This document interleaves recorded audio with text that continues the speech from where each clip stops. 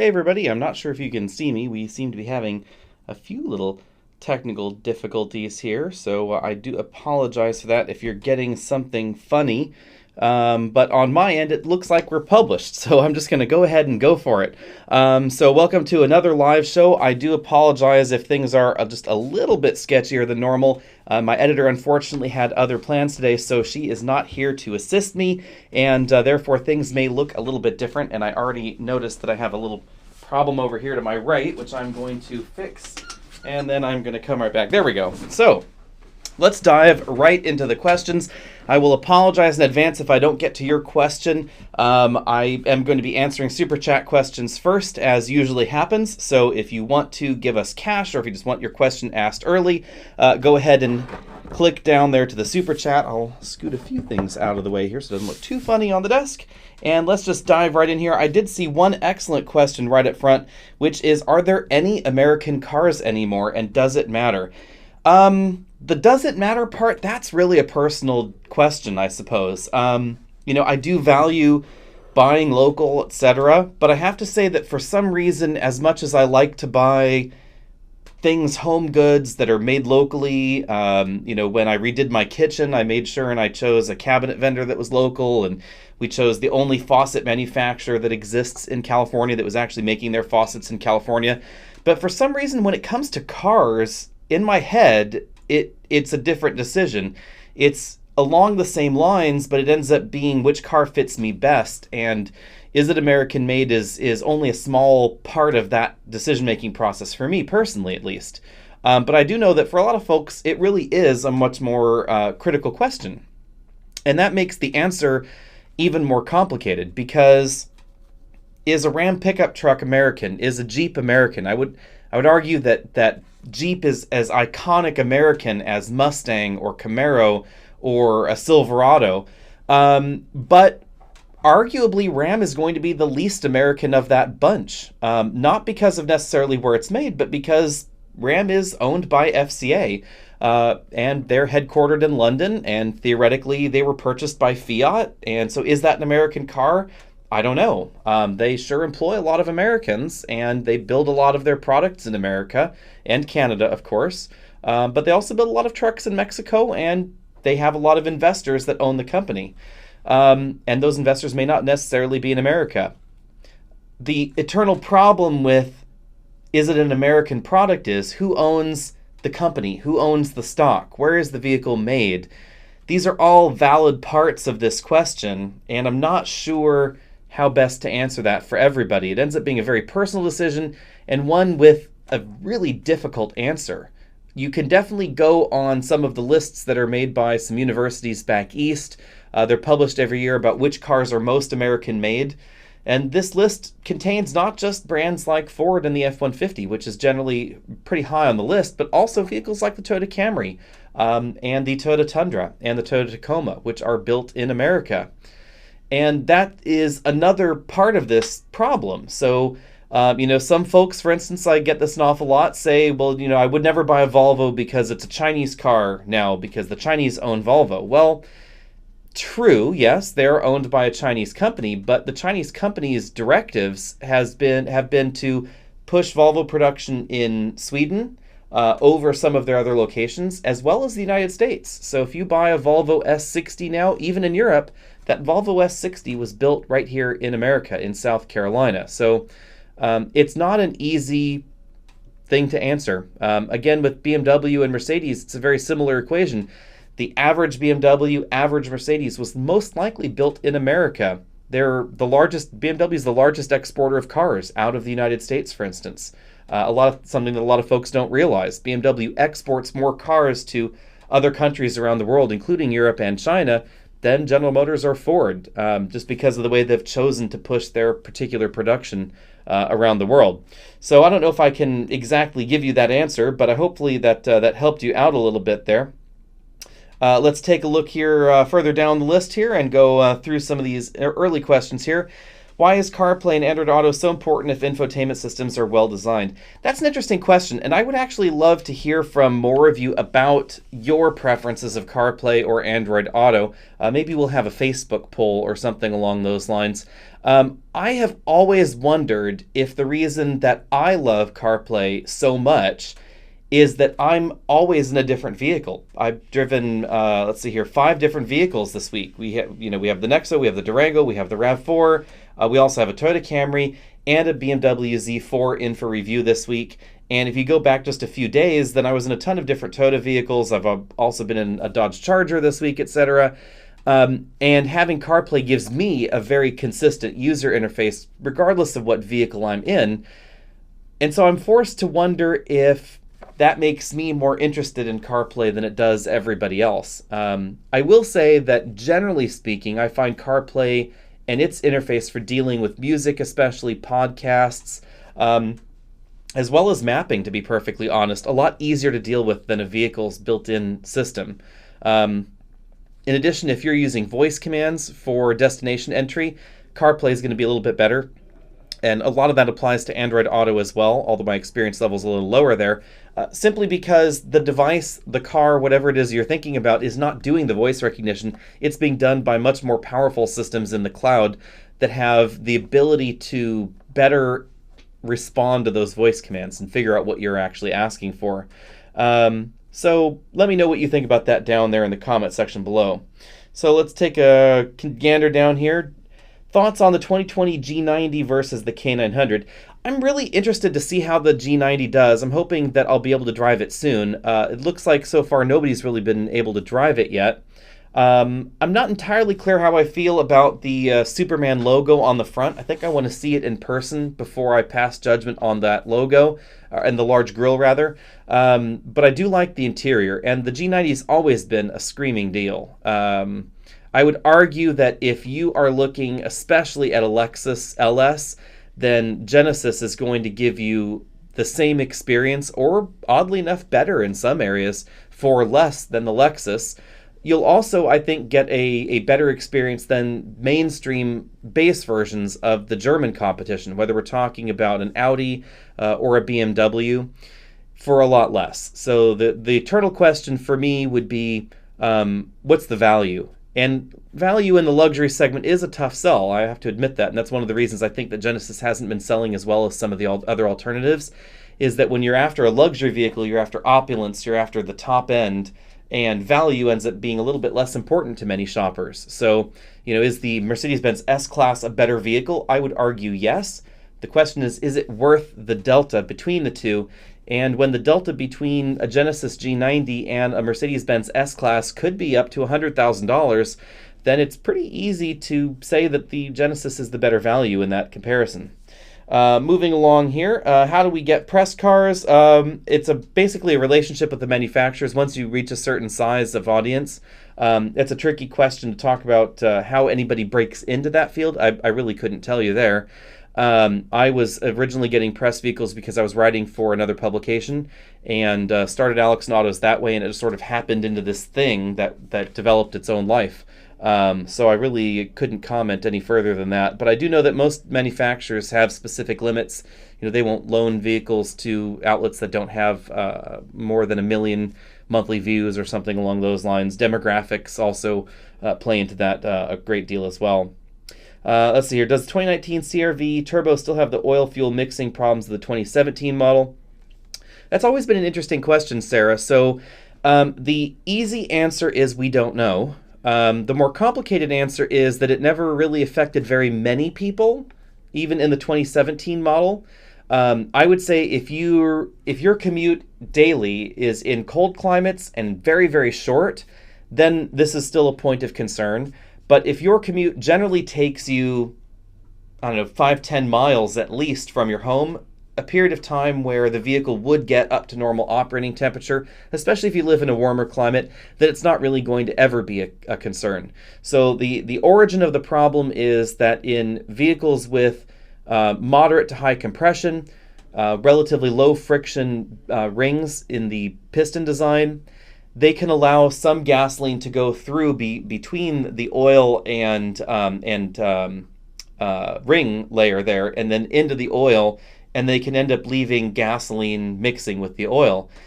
In a vehicle that gets up to operating temperature, that oil would be off-gassed. It would, vaporize, and it wouldn't really be a problem. But if you're driving your vehicle in a really cold climate and you're not letting it get up to operating temperature with every drive, then that fuel is going to stay there in liquid form, and it's going to have nowhere to go.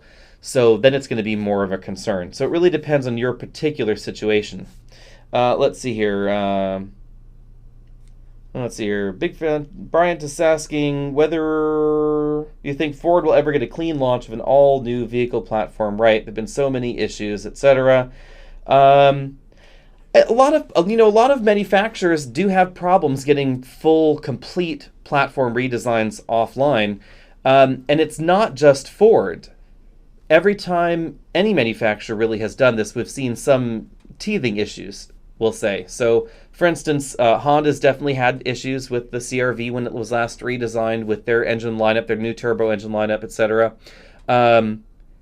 The difference seems to be that the Japanese, and to some extent the Koreans, generally avoid complete redesigns, whereas other car companies will do complete redesigns. So, for instance, Ford with, Ford Focus, as you're commenting on there, Ford Focus and Ford Fusion, etc., it was a complete clean sheet redesign. If you take a look at vehicles like the Camry over decades and over generations, their changes have been much more modest. So they will stretch the vehicle, but a lot of components remain the same. They'll alter the suspension design one year, etc. So they're more evolutionary rather than revolutionary changes. And to some extent, the Koreans fall into that same mantra as well. Now, anytime you make a major change to a vehicle, you will inherently breed in unreliability. And that's why the Japanese brands tend to be a little bit more reluctant in that particular area. But I don't think that any of Ford's particular problems have been overly egregious. You're specifically mentioning the Explorer, Aviator, and Escape. It's hard to tell exactly what's going on here. I actually haven't heard of anything that struck me as overly serious with these particular vehicles, as in problems that manifested themselves in actual failures on the market. So, I'll have to do a little bit of more digging specifically on those, but I wouldn't generally say I'm too concerned about them. Let's see here. Angie's asking if we'll see a hybrid Honda Fit soon. Honda has said that they're going to be electrifying their lineup, but exactly when and how soon, we don't really know. I would say, generally speaking, with Honda, they've been pretty conservative in their rollout of new EVs. For instance, the new EVs and hybrids. For instance, the new CR-V hybrid is finally coming as a 2020 model year vehicle after having been on sale in other world markets for a while. Also, remember, the Honda Fit is not a huge seller for Honda, so I would probably say that other vehicles are likely going to get hybridized or electrified before something along the lines of a Fit. So let's see here. Let's move along here. Let's see here. Cars and Country Life is asking, have you heard of problems with the 2019 RAV4s? And if so, what are they? We haven't heard of too many problems, I have to say, with the RAV4 just yet. Although we do seem to have a slight little problem with our RAV4 that we just got this week, actually. It has a very slight suspension rattle in the front right, and we aren't exactly clear what's causing it. It may be a spring seat that is not seated correctly. It could be something loose up there. We're going to have to take it to the dealer next week and see exactly what's going wrong there. So that's really all I have ever heard of it so far. So moving along here, let's answer another question.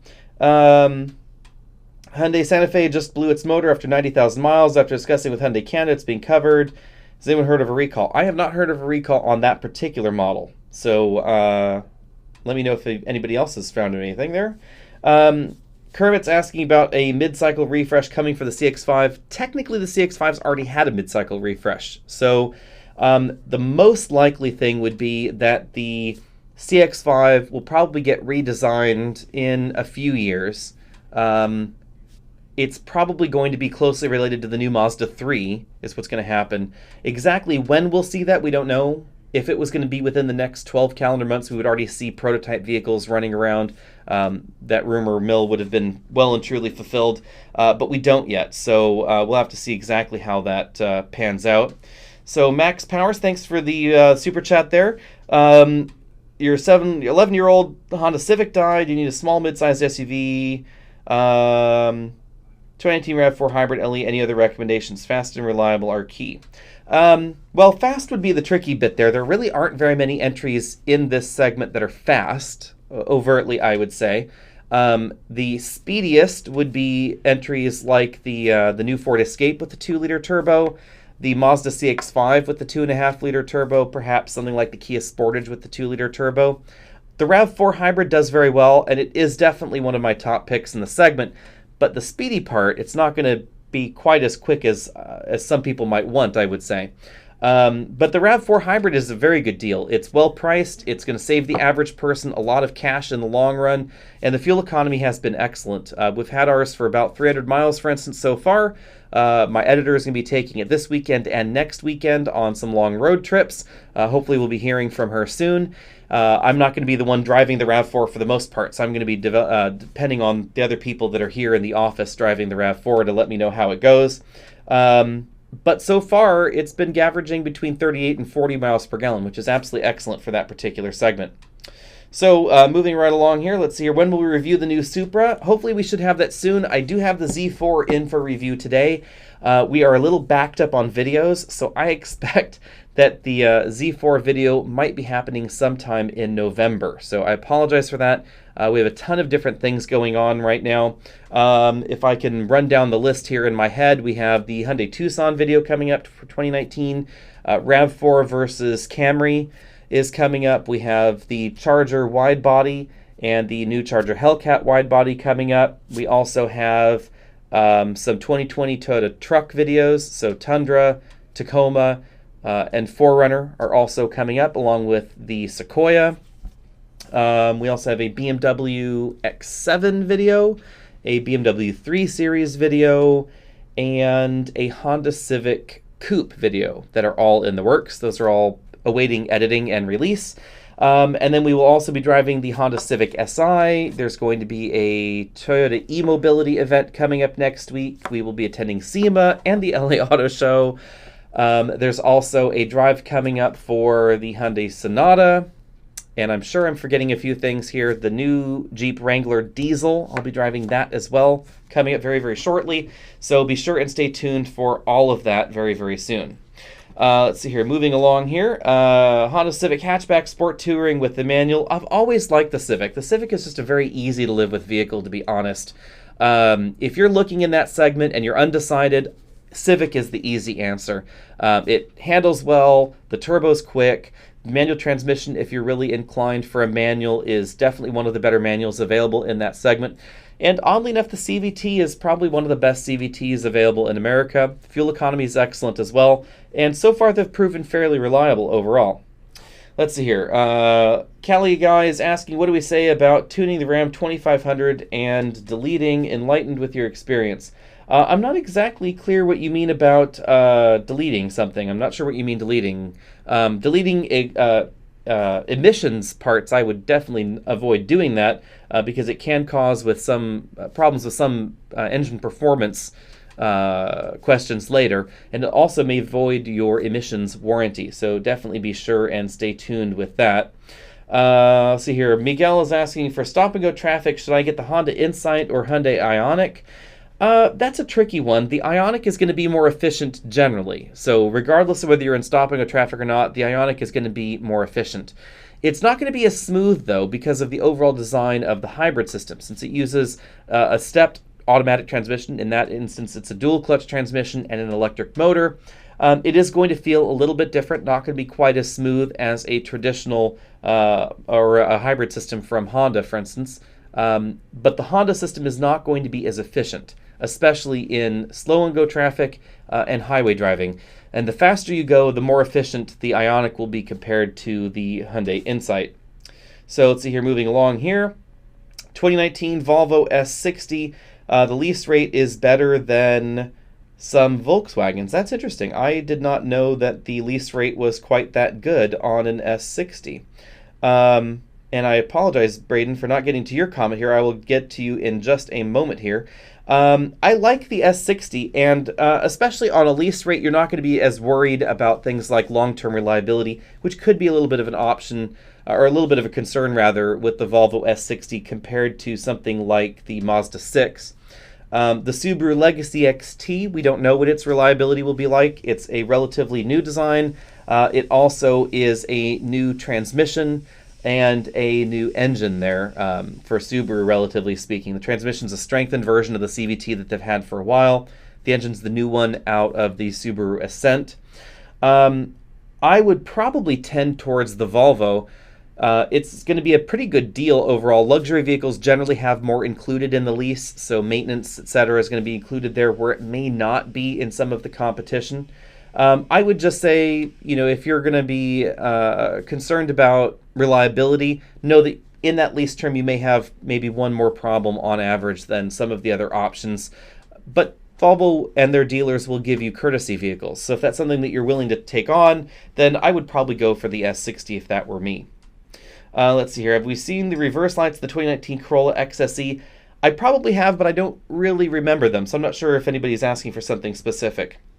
Let's go back to Braden's question here. Thanks for the super chat here. Considering a Forester Sport, what are the pros and cons? The Forester, the big pro would be the ground clearance and the relative off-road ability. It's also good value. So if you're looking for an entry in that segment with all-wheel drive and high fuel economy, the Forester is definitely there. We also have the higher ground clearance, which can allow you to go further off-road than you could in something like a Ford Escape or a Honda CR-V or a Mazda CX-5, which are definitely on the lower end of things. Now, the all-wheel drive system in the Forester Sport is not going to be quite as capable, interestingly enough, as some of the competitive all-wheel drive systems, as long as the ground clearance is similar. So Jeep Cherokee, for instance, is going to be much more capable off-road in general terms, and even something like the Toyota RAV4, which has the ability to lock the center coupling, could be more capable in many of those situations than the Subaru. The Subaru X mode system does not completely lock the center coupling, which is an interesting omission, I think, in a vehicle like the Subaru that has off-road pretensions. And those would be the main cons there. The other cons, I suppose you could say, would be the interior is not going to be as well sound insulated as some of the competitors. And by the time you've worked your way on up to the top-end trims, if you depart looking for the sport trim and you start looking at limited, for instance, then it's not going to be quite as good of a deal as some of the competition. But I think in that base trim, it's a pretty good deal overall. So let's see here. Let's go back here. Let's see here. Why do you think most hybrids don't use turbocharged engines? The reality there is most hybrids are after fuel economy. And so turbocharged engines, well, they do improve fuel economy. They also add cost. And the fuel economy benefit when coupled with the hybrid system is going to be very modest. So the main reason there would be cost and overall efficiency. There are a few turbocharged hybrids out there, however. For instance, Mercedes offers turbocharged hybrids, so does Volvo. Volvo also has the turbocharged supercharged hybrids in America. But generally speaking, those turbocharged hybrid systems are going to be reserved for luxury-oriented vehicles where performance coupled with some minor fuel economy benefit is what they're after. Let's moving on here. Joey's the cleaning lady commented that the Monroney determines if it's American or not. Yes, the Monroney will tell you what the American content of the vehicle is, but it won't really tell you where the money's going after you buy the car. And that is part of the equation for some folks out there. So if your car is built in America, but the money goes somewhere else, is that still an American car? And I don't have the answer for that one. So let's see here. Web comment is saying, I noticed many modern vehicles with giant grills that extend into areas normally protected by the front bumper. What happened to low-speed impact bumper standards? The answer there is a lot of compliance testing was eliminated in the U.S. So that's why we don't have those funky, chunky bumpers in front with the little rubber shock absorbers basically on the side. Instead, we now have one-piece molded bumpers because the direction of the industry went from this theoretical 5-mile-an-hour impact with no damage to better fuel economy, which probably saves owners more money in the long run. So, I mean, if your vehicle gets more fuel economy and gas is $4 or $5 a gallon, then it's logical that over the course of the lifetime of the vehicle, you could save more than, say, a $500 deductible on fuel, and therefore the aerodynamic bumper has paid for itself. You'll notice that a lot of these vehicles with these big grills up front, there's a portion that's blocked off because the impact bumper is part of that design, and that's why those areas look a little bit different. So let's see here, moving along. Let's see here. Should I buy the 2020 Corolla over the Forte? That's an interesting question. I would say that ends up being very personal preference. They're both very good cars in the segment, and they're both good values. So I would tend to lean towards whichever one's styling you liked. The Forte is seemingly pretty reliable in this generation. It was definitely reliable in the last generation, and of course it has a long powertrain warranty as well. So depending on exactly what you're looking for and the deals you can get, I would say they're both solid options. So here someone's asking about getting a 70,000 mile used GS350. The GS350, I would say overall is not a bad value, depending on what year it is. Supposedly GS resale values have started dropping pretty quickly this year. So not entirely clear what the good deal there would be and what else you're looking at, but over a new Toyota, that's kind of a different question.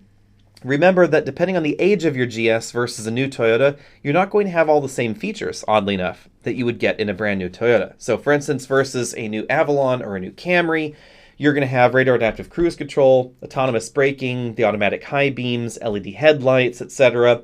Those are features that you would not have found on a GS350 from several years ago before Toyota started putting those advanced safety features on every new model. You also aren't going to find Android Auto or Apple CarPlay in that GS, and you are going to in the new Camry and in the new Avalon. So I would say it depends on exactly what you're after. The Avalon and Camry may not be as exciting to drive. They might have that badge that you're looking for, but they're going to have 70,000 less miles on the car overall, and they're also going to have those features that you aren't going to find on that used car. So your word on the 2020 Sonata, yes, I will be driving it this year. It looks like it's going to be in November of this year. I will be driving the Sonata.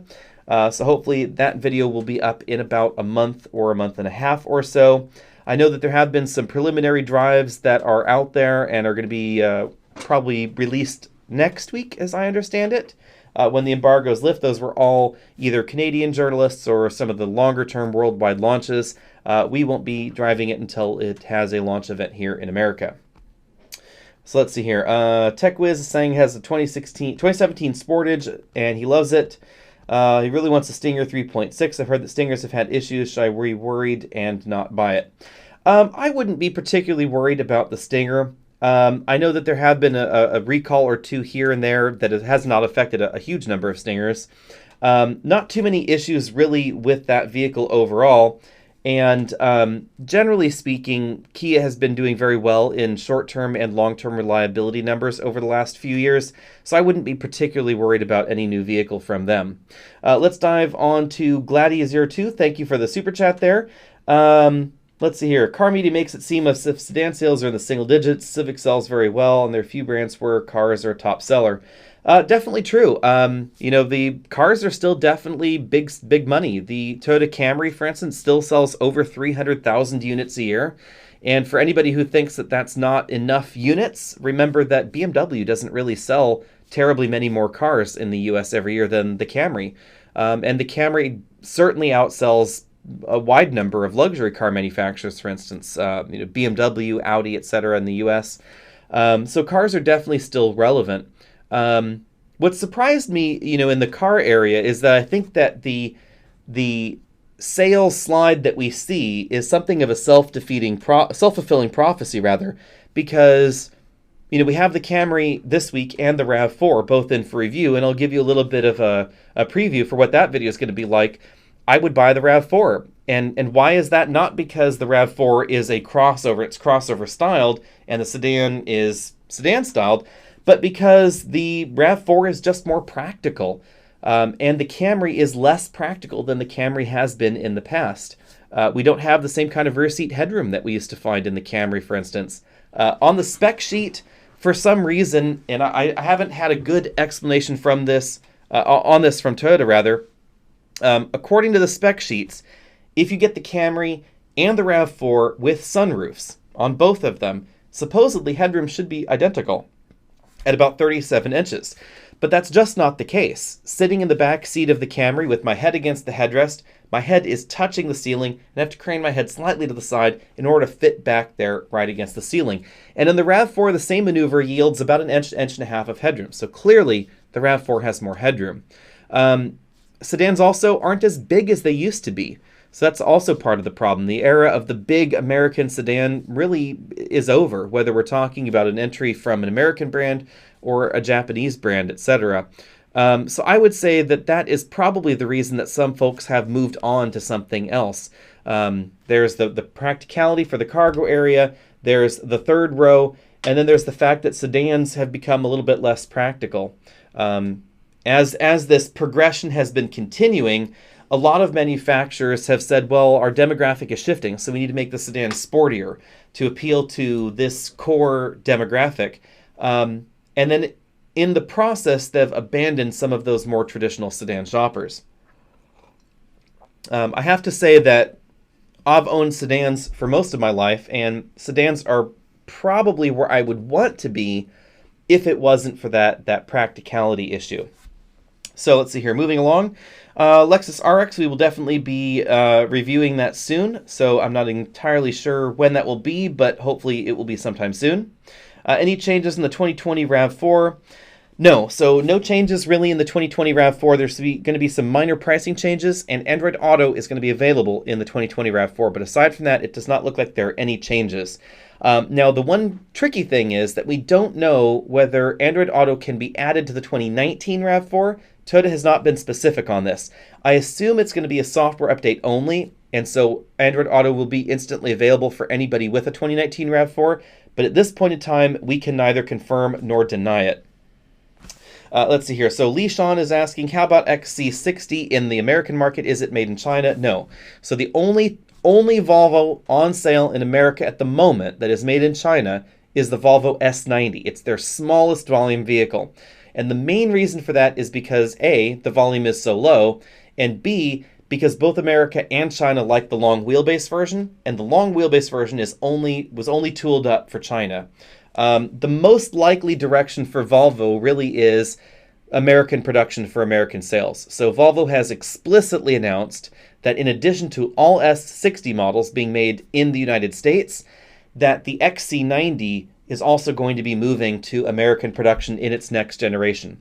Now, the tricky bit here was that the S60 was supposed to have been produced in America and shipped back to China, but some of the tariff realities have put that in question. So the tariffs may be forcing S60 production actually to move to China for the Chinese market. But American market S60s and European market S60s are going to be built in America.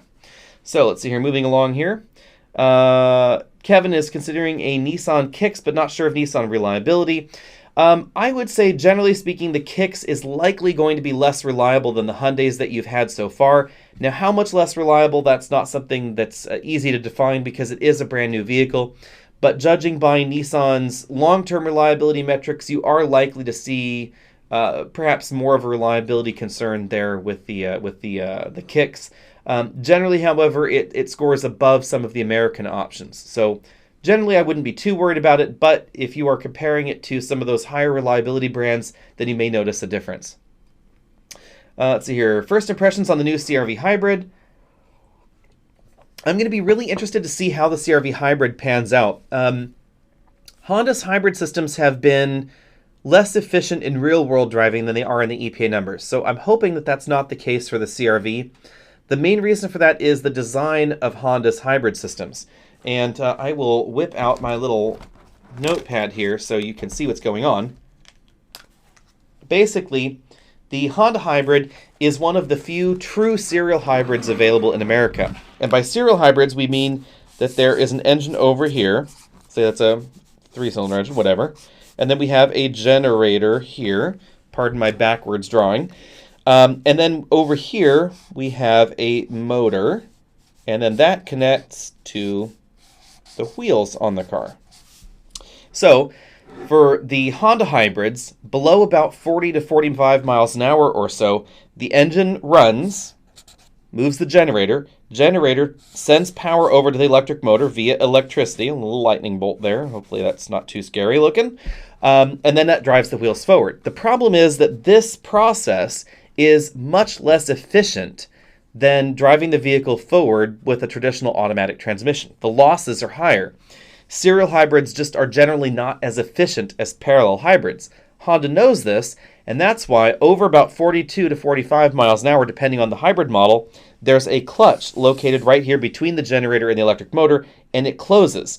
And it can actually take the generator and motor out of the equation. Then the engine can send power directly to the wheels. This is sort of like having a vehicle with only sixth gear. Now, the trouble with this is that this gear ratio that it is using to mechanically send power from the engine to the wheels has to obviously work at, whoops, my drawing is horrible here, 42 miles an hour up to question mark, right? So, if you're driving down the highway at 40 miles an hour versus 70, 75 miles an hour, most cars out there, most modern cars, will be using a different gear for 42 and for 70 or 75, or in Texas, 80 or 85 miles an hour. And the trouble in the Honda is there is no other gear. There is just that one gear. And as a result, unfortunately, higher speed efficiency really seems to fail. So, for instance, if you take a look at the Camry Hybrid versus the Accord Hybrid, the two vehicles are very similar at 55 or 60 miles an hour. The two are relatively similar in slow and go driving. In a lot of true stop and go driving, then the Honda starts to fall apart just a tiny bit compared to the Camry. But in those higher speed maneuvers, that's where the Camry really excels. And the fact is that most Americans do tend to drive 75 miles an hour on those longer highway journeys, whether the speed limit is that high or not. So, moving along here, why are MPG displays in cars slightly off versus actual miles I get after filling gas? Generally speaking, I would trust the car's display over, especially with slight variations, over the drive fill method, because you're never going to get the same fill every time. Now, I know some people will fill all the way until it's spilling out the gas filler nozzle. There could still be bubbles in your gas tank depending on the exact elevation of the vehicle, how it's tilted, etc. So that is generally the rationale here. Remember that modern cars, are incredibly aware of the volume of fuel that's going into the cylinders, because it's required for emissions compliance, etc., that they be able to calculate the air-fuel ratio mix very, very accurately. So generally speaking, modern vehicles with the latest in fuel injection technology, especially direct injection engines, they're going to be far more reliable than the fill method of fuel calculation. Ooh, pardon me here. But I would also say that generally speaking, your longer term average should be very reliable in the fill method. So if you fill the vehicle, drive, and then fill it, and do this over months and hundreds of tanks of gasoline, that number should be very, very accurate, because the amount of difference in these fills is not going to be a big issue. But simply filling the vehicle, driving 100 miles, and then filling it again, that is prone to all sorts of inaccuracies. So moving along here, why are cars getting smaller and smaller windows? It limits visibility. Supposedly it's all styling. A lot of manufacturers are focus grouping people and talking to people about how they like the look of cars. That has caused windows to get smaller, the belt lines to get higher. A little bit of it also seems to do with impact standards. And that's why we see certain vehicles with side windows, especially smaller, lower vehicles with high sills. In order to meet some of those impact standards, they have had to go with slightly taller sheet metal there. But generally speaking, it's mainly on style. So let's see here. Stinger GTS compared to Charger RT Scat Pack. The RT Scat Pack is going to be a little bit faster. You can also not get all-wheel drive in the Charger. So just very different vehicles overall. One's a big vehicle, one's a mid-sized vehicle overall. Let's see here. Opinion on the Volkswagen ID3. My main opinion is, why is it not happening faster? I would love to see it sooner. Let's see here. My wife and I are shopping for a 3-row SUV and are considering the Hyundai Palisade or Honda Pilot. Which would you recommend?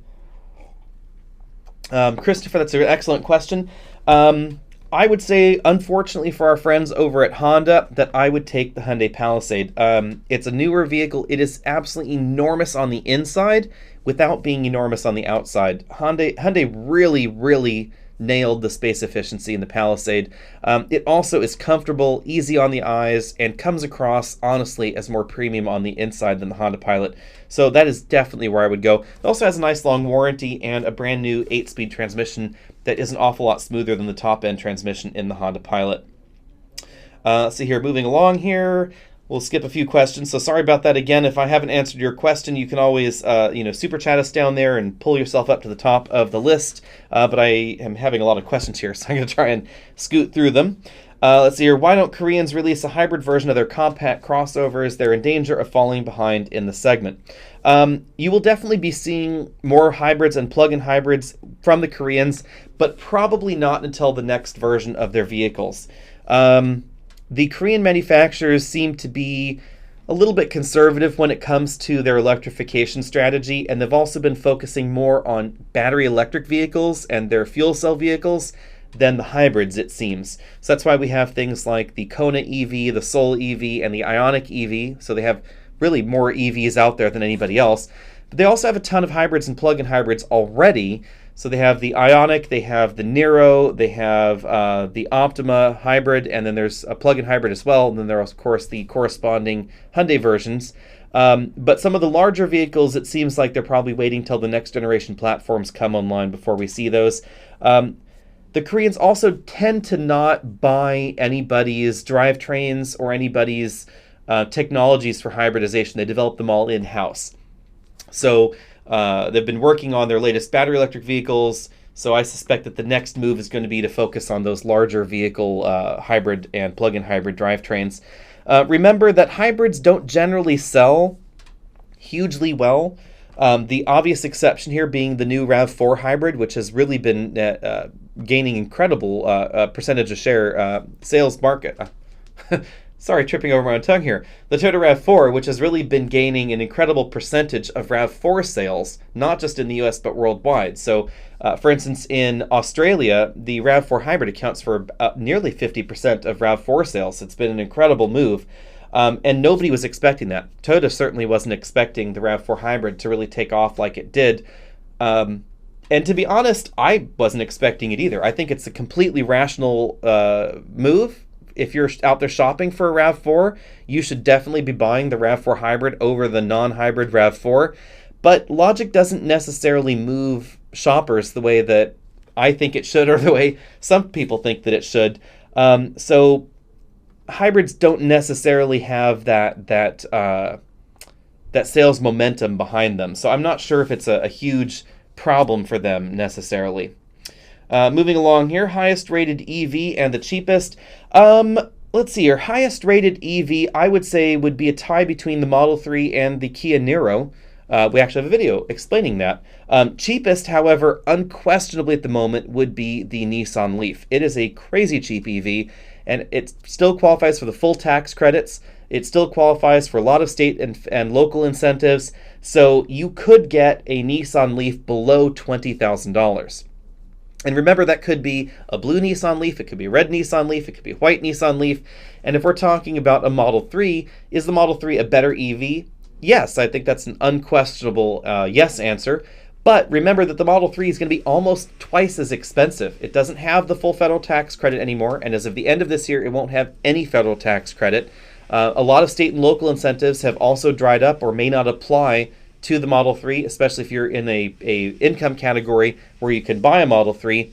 And the MSRP in the Model 3 could be up to about $40,000 just when you comparably equip it, aside from the range, to something like a Nissan Leaf. So keeping that in mind, I would say Leaf definitely the cheapest. Niro, Model 3 are probably the better alternatives here. The Niro is a very, very good value. It's going to be less expensive than the Model 3 and get you a lot of those other features that you may not be able to find in the Model 3. We have blended braking for the regen. We also have ventilated seats, standard radar adaptive cruise control in most of the trims that you're going to find out there that are comparably priced. And that $35,000 Model 3, which still exists, is not going to give you radar adaptive cruise control, the autopilot system that is highly talked about, etc. You definitely are going to have to pay a lot extra for those features, and you're going to have to pay extra for colors. So if you don't want the base color of the Model 3, you have to pay quite a bit extra to get a different color. So keeping that all in mind, that's where I would go there. Let's see here.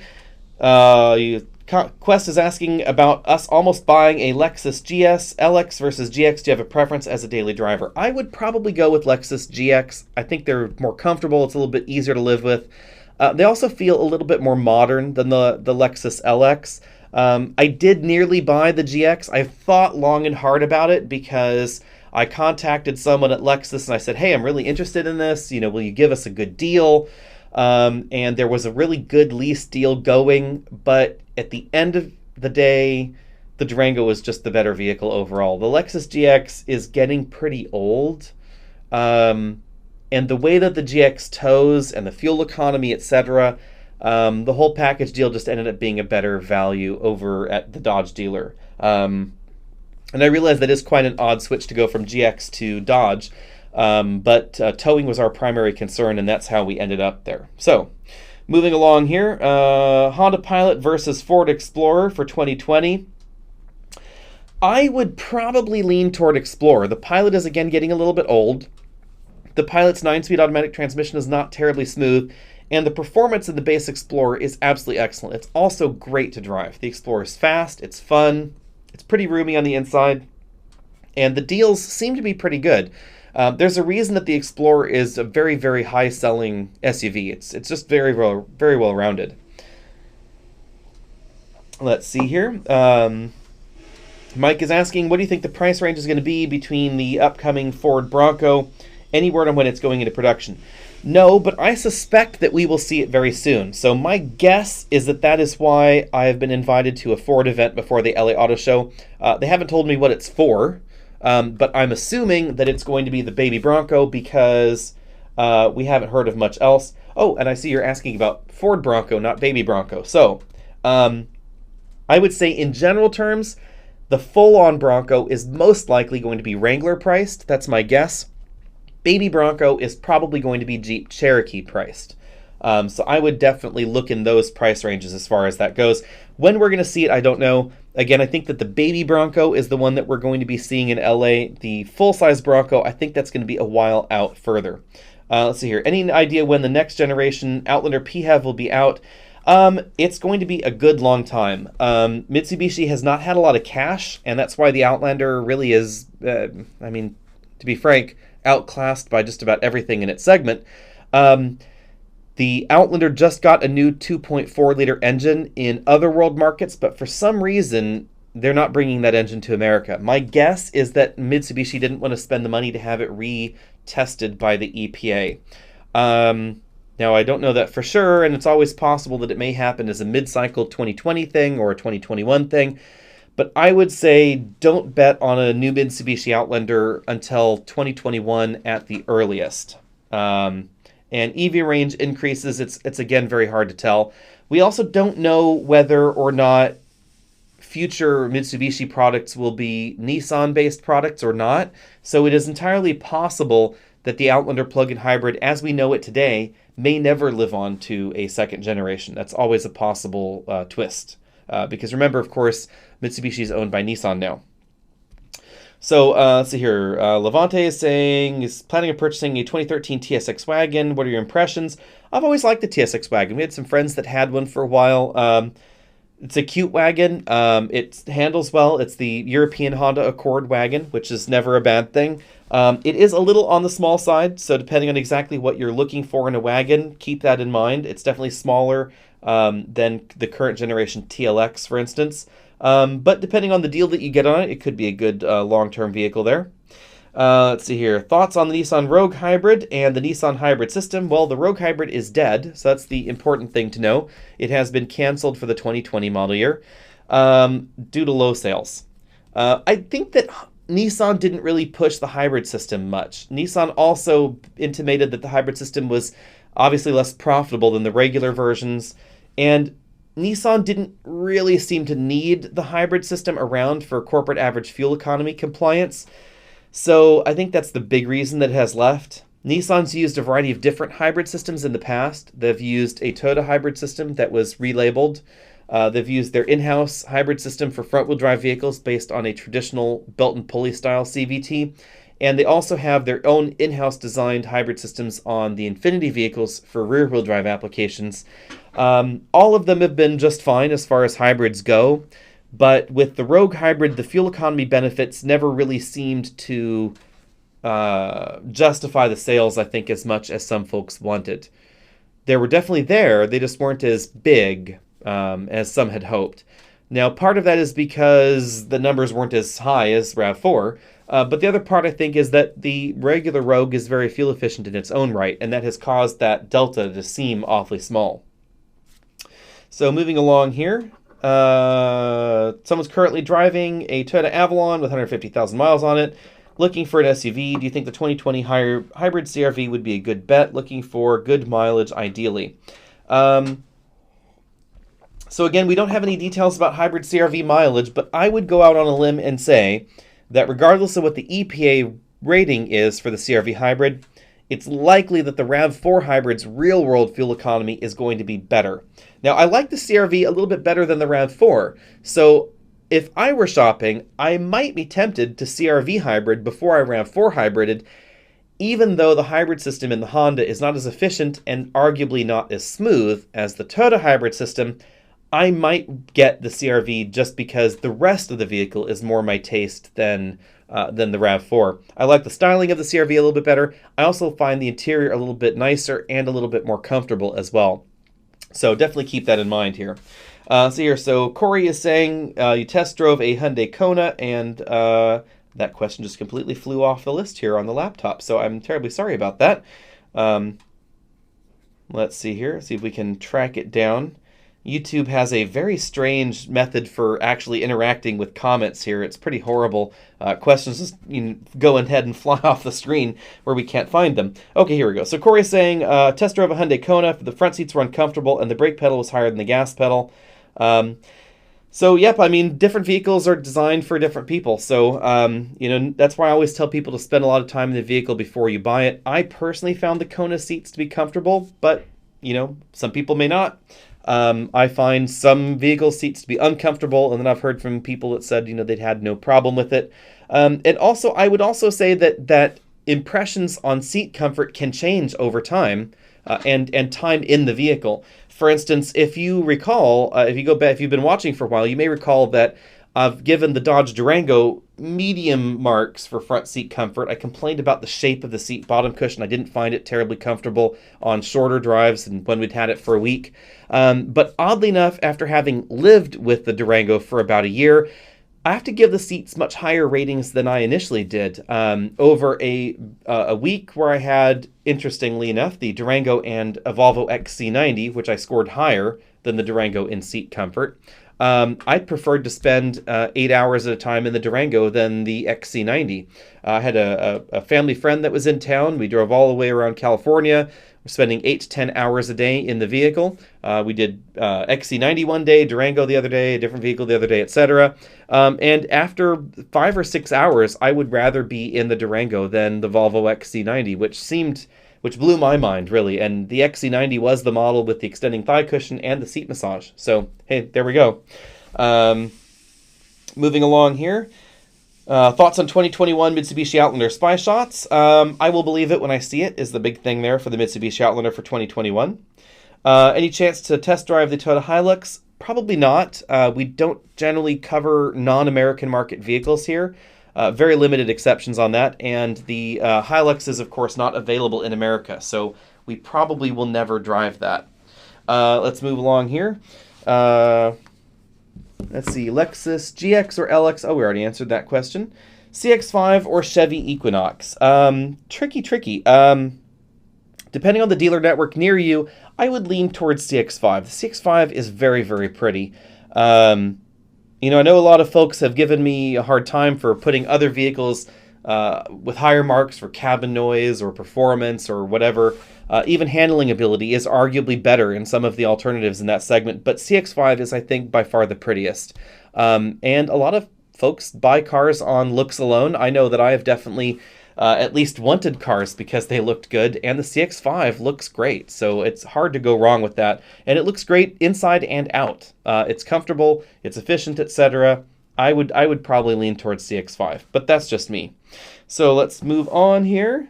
Is the Toyota Sequoia older than the Sahara Desert? Probably so. The Sequoia is definitely very, very old. Drove it actually in Texas 2 weeks ago, and I was surprised how little has changed in that vehicle. Mind you, not too much has changed in many of the competitors in that segment. although the General Motors SUVs are getting a complete redesign. We should be seeing those vehicles in the 2020 calendar year at the very least. So that goes into the next question that I see here. Tahoe Yukon Escalade, they're going to be getting a redesign very, very soon. The Sequoia still has a few things going for it. Obviously, Toyota reliability, some of the more cargo practical features like the drop down into the tailgate rear window are very handy. The unfortunate thing is that the fuel economy is pretty poor in the Sequoia, and that is definitely one of the reasons that I would not get the Sequoia over really any of the competition, to come to think of it. It may be more reliable, but you're probably going to consume that delta in extra gas being spent. Let's see here. Everyone seems to be loving the new GLI. Do you think it will be reliable? Steve, that is hard to say. I would generally say that no Volkswagen, and this is being very generalistic, no Volkswagen is ever going to be as reliable as some of the Asian brands, whether we're talking about a Toyota or a Hyundai or a Kia. And generally, the higher the performance level in a vehicle, the lower the reliability tends to be, because the more stressed parts are, as well as the more specialized the parts are. So everything in a GLI that is unique to the GLI, there are just going to be fewer examples, fewer opportunities for other people to test things out, and in some ways less incentive for a manufacturer to make changes to those parts. Classic examples are high-performance cars from other brands where something's very specific to the vehicle and that performance model seems to be going wrong, but the number of those models that is sold is very low, so there's less of an incentive to either redesign a new part or issue voluntary recalls, etc., because of the limited pool of people. Now, I can't say specifically that happens to a GLI. I'm just saying that's something that could happen there. Let's see here. Keith, redesigned G80, do we know when it'll be on sale? It's going to be a while out because we are going to be seeing the Genesis crossover first. We then might see the G80 redesign sometime after that. Let's see here. Have we seen the payload figure for the F250 coming in 2020 with the new engine numbers? Yep, they are definitely incredible. We had some Facebook posts on that one. Let's see here. Any reviews for a BMW Hybrid, preferably the 330e? We have a few hybrid videos actually on the channel already, so Peter. So if you take a look at the 530e, for instance, we have a video on that hybrid system. It is basically the same as the one that we see in the 330e in terms of operation. Hopefully we will have a 330e at some point. I know that the 3 Series that is coming for review is unfortunately a 340i. I know that I'm probably the only one to say unfortunately, because I had hoped to get either the 330 or the 330e, which are theoretically going to be the higher volume models for the 3 Series, but we are going to end up getting a 340i. So let's see here. Taylor's asking, is the previous generation Explorer's 4-wheel drive system a full-time, or is it 2-wheel drive unless wheel slip is detected? So in this particular segment, systems generally tend to be active all time.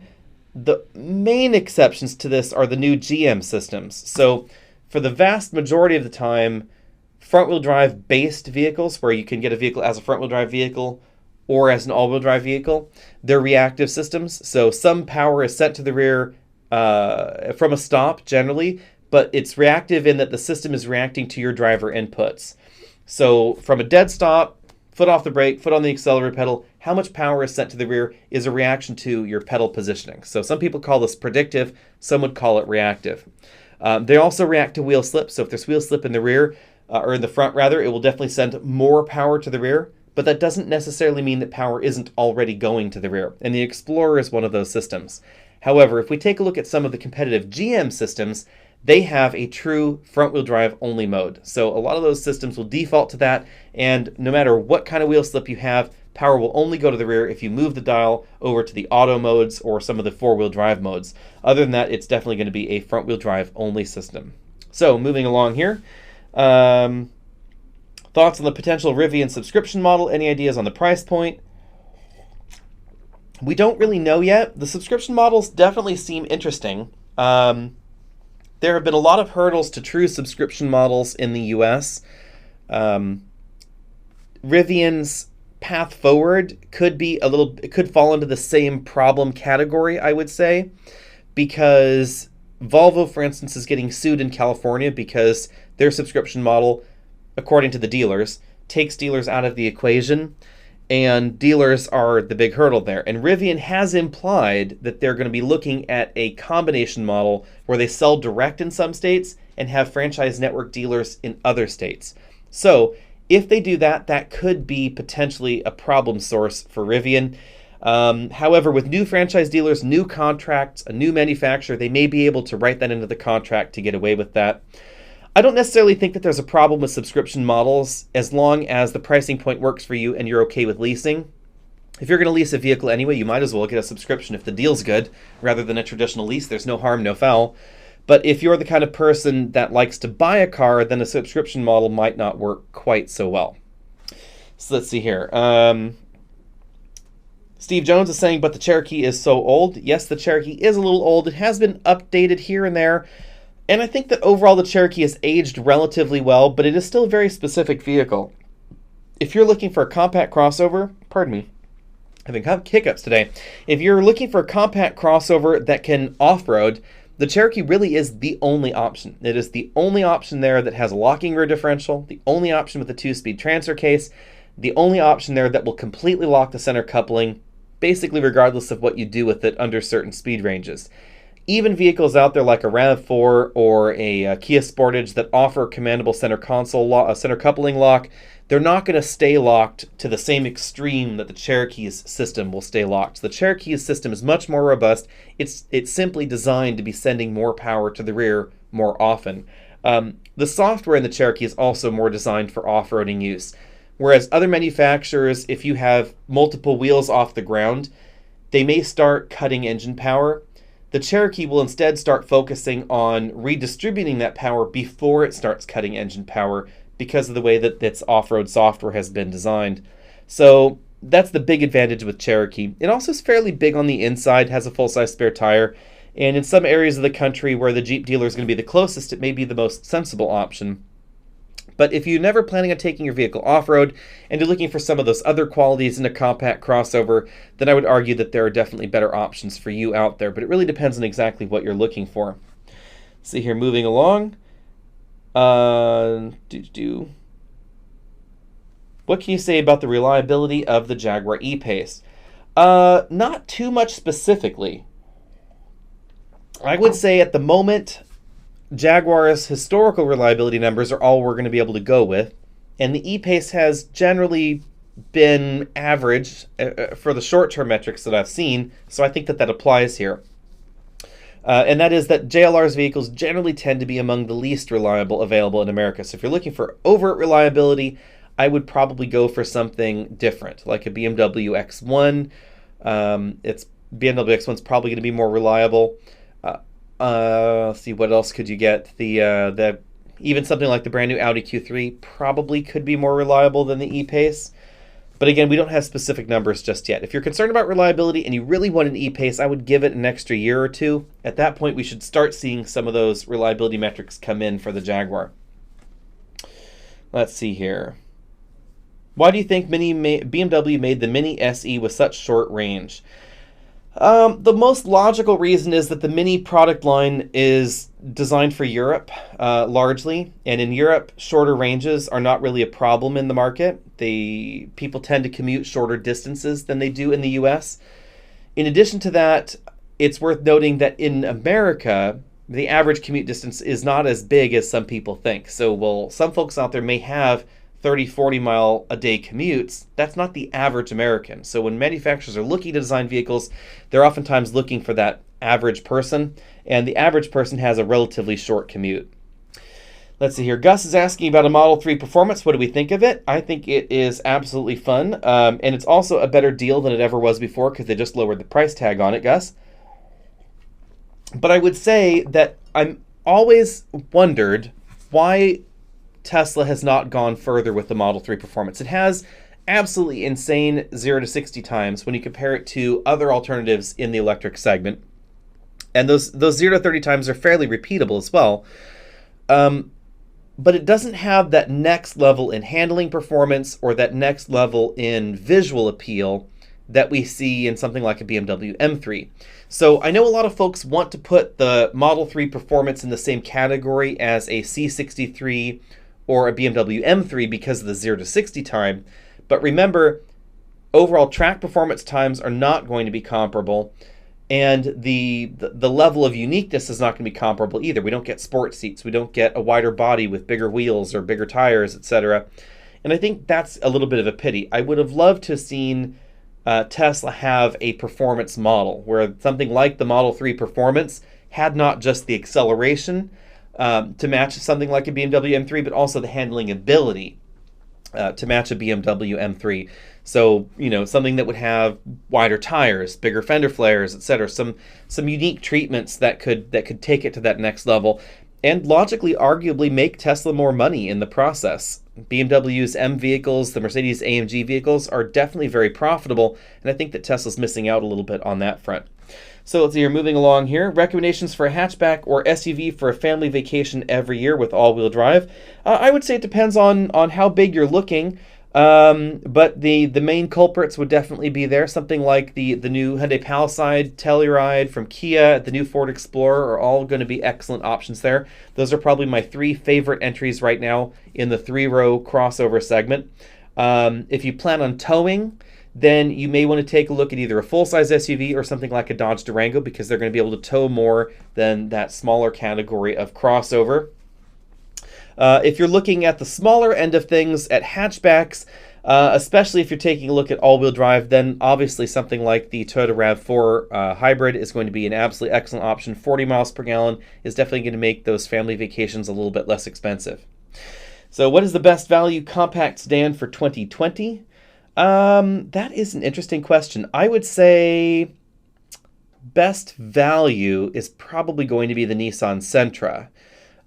Best overall, or my top pick, I would have to say is probably the Honda Civic. That's probably the one that I would get.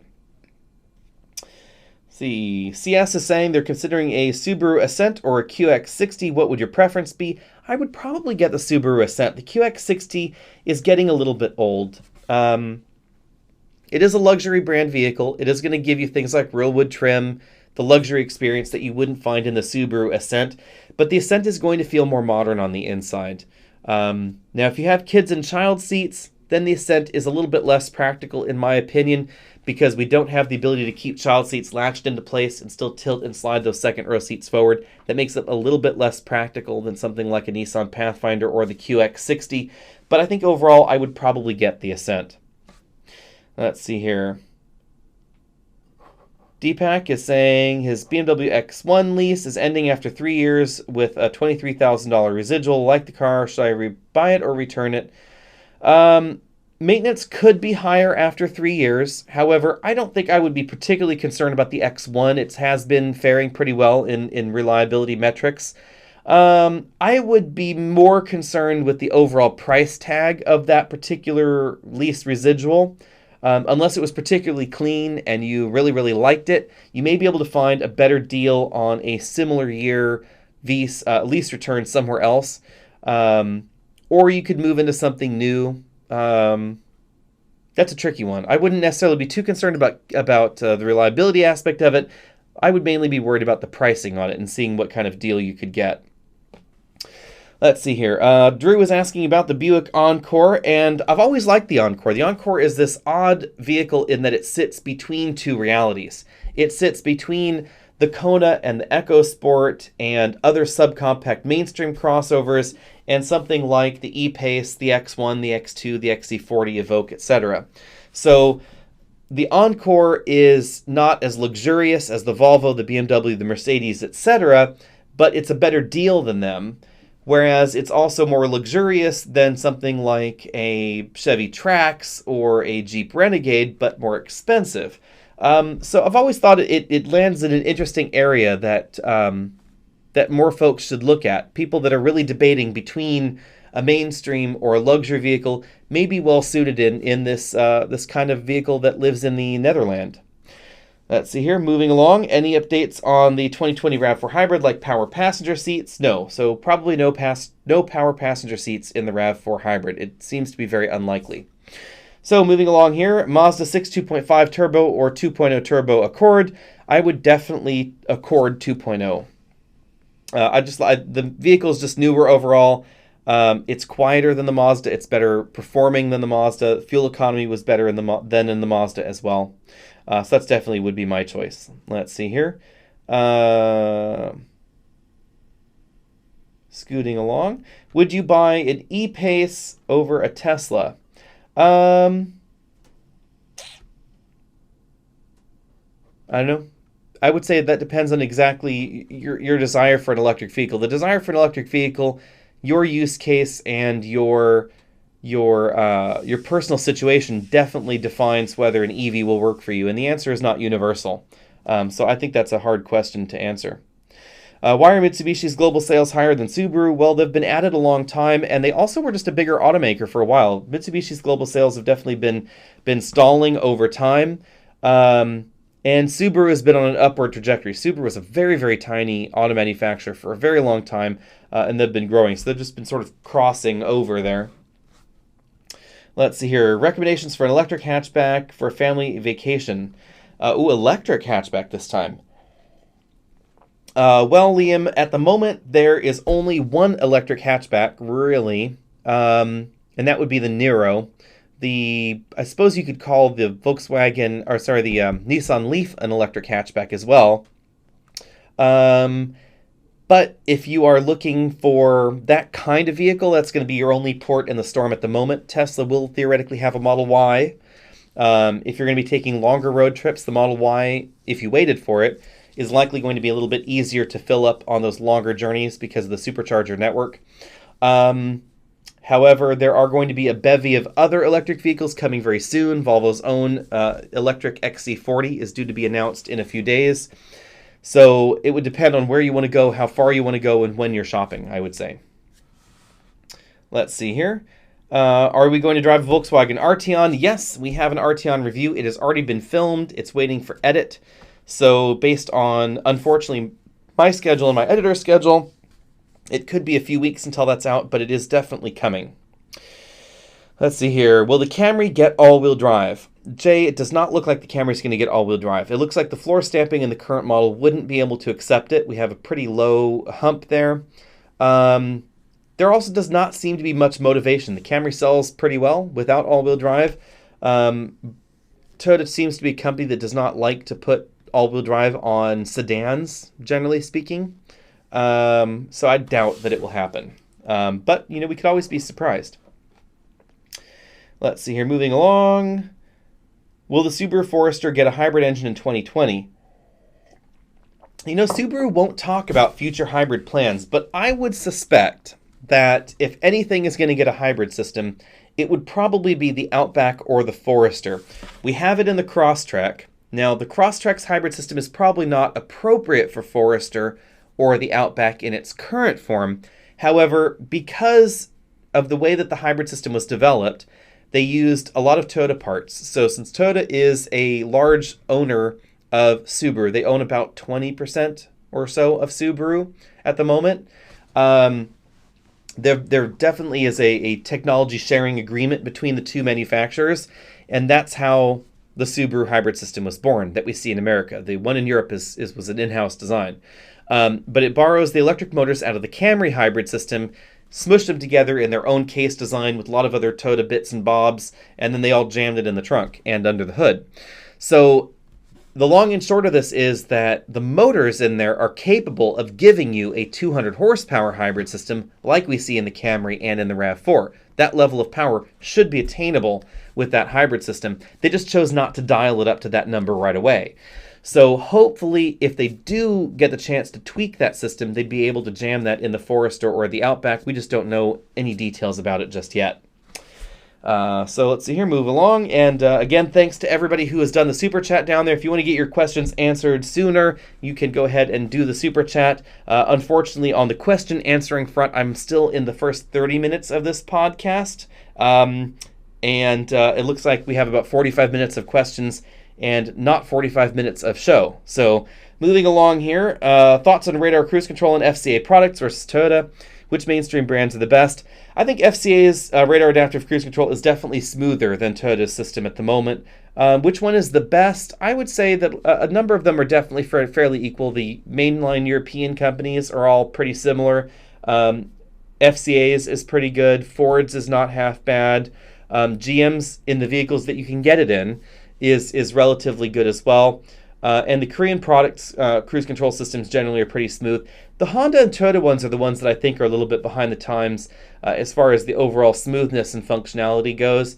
But Toyota, I think, is definitely a step above the Honda system. The Honda system leaves strange gaps, and it's slow to respond to traffic in front of you. Let's see here, moving along. Which hybrid style and car is better for highway at 75 or 80? So Tone Z. I would say, generally speaking, the Toyota hybrid system design and any hybrid systems that operate in a very similar fashion are going to be better for that higher speed operation. And that would include the General Motors hybrids, the Ford hybrids, the FCA hybrids like the Pacifica, as well as the Toyota hybrids, and anybody that is licensing those same hybrid systems. The main reason for that is the way that those hybrid systems function.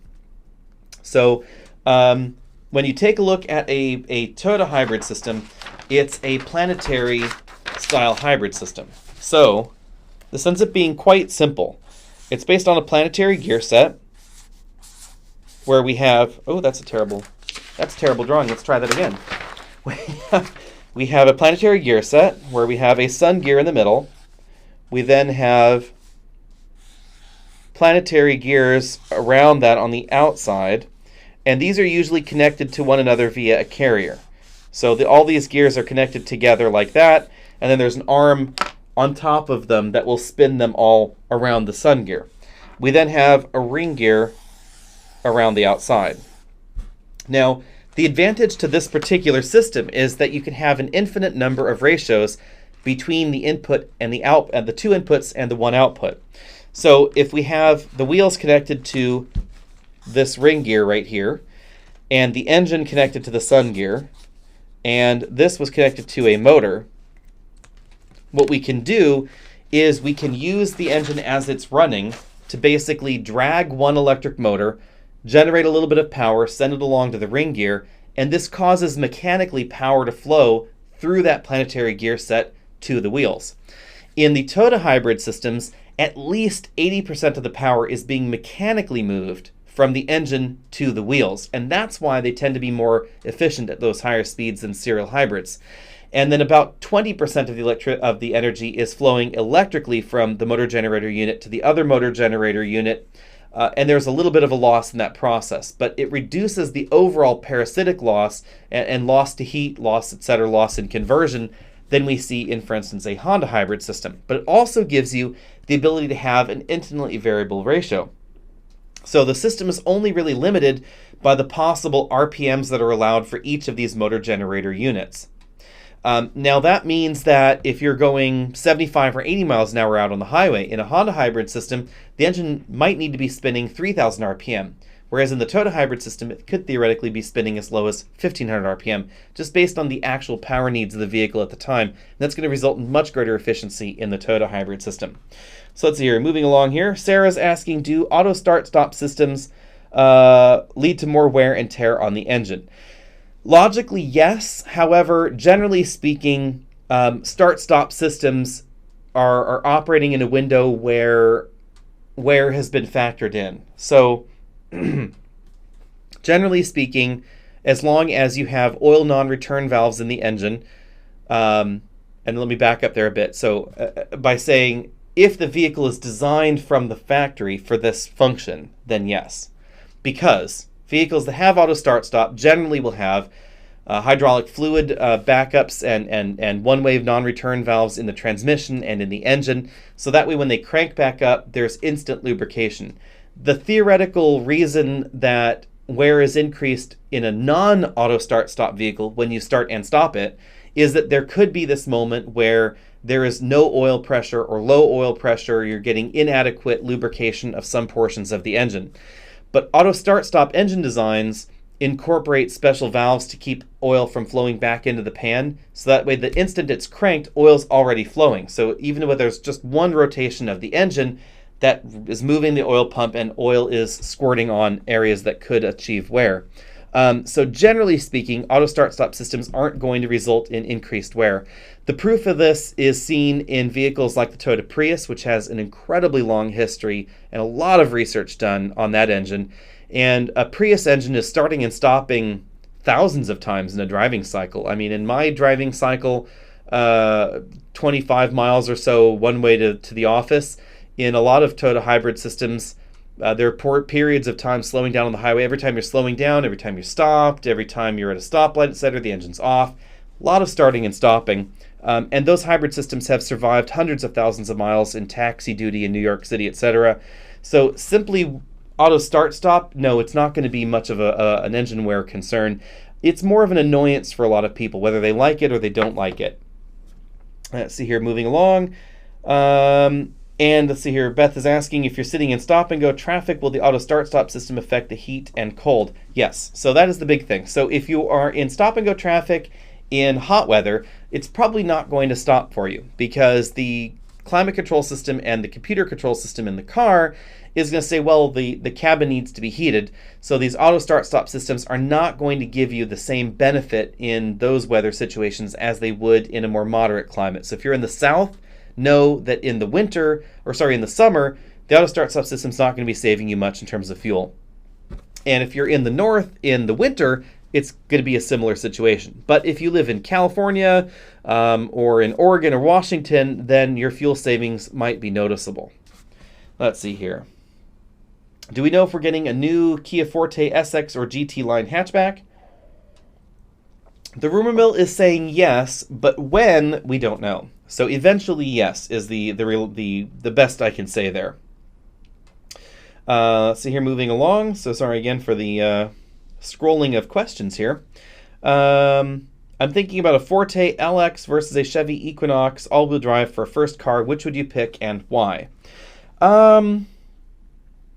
I would say as a first car, depending on your exact situation in life, I would lean towards the Forte, mainly because of the long warranty. So the Kia is going to be more reliable long-term. The fuel economy is also going to be better in the Forte than in the Equinox. So you're going to spend less in terms of operational cost. Let's see here. Sarah, we already answered that question here.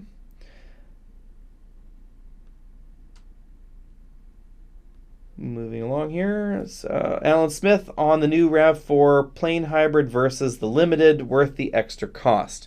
I'm assuming you're talking about sort of XLE or the base version of the RAV4 hybrid.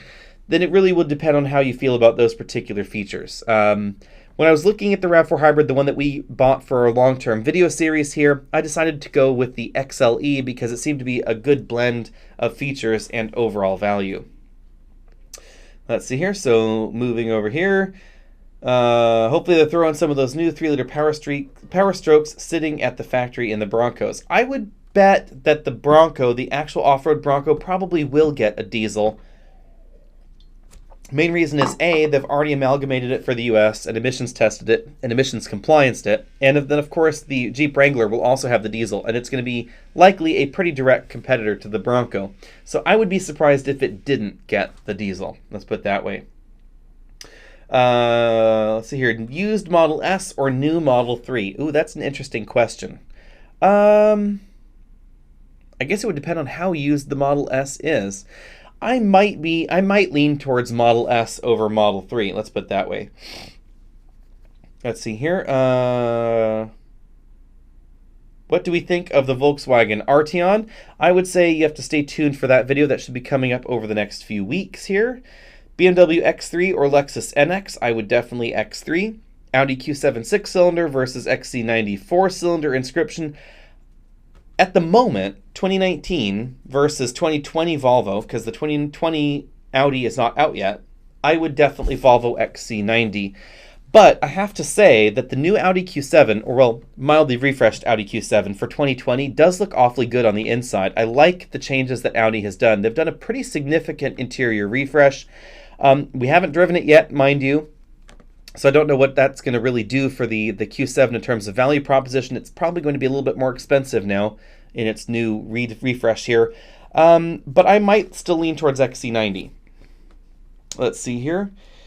Is there anything you think manufacturers could do to make sedans, wagons, coupes more appealing compared to SUVs? That's a good question.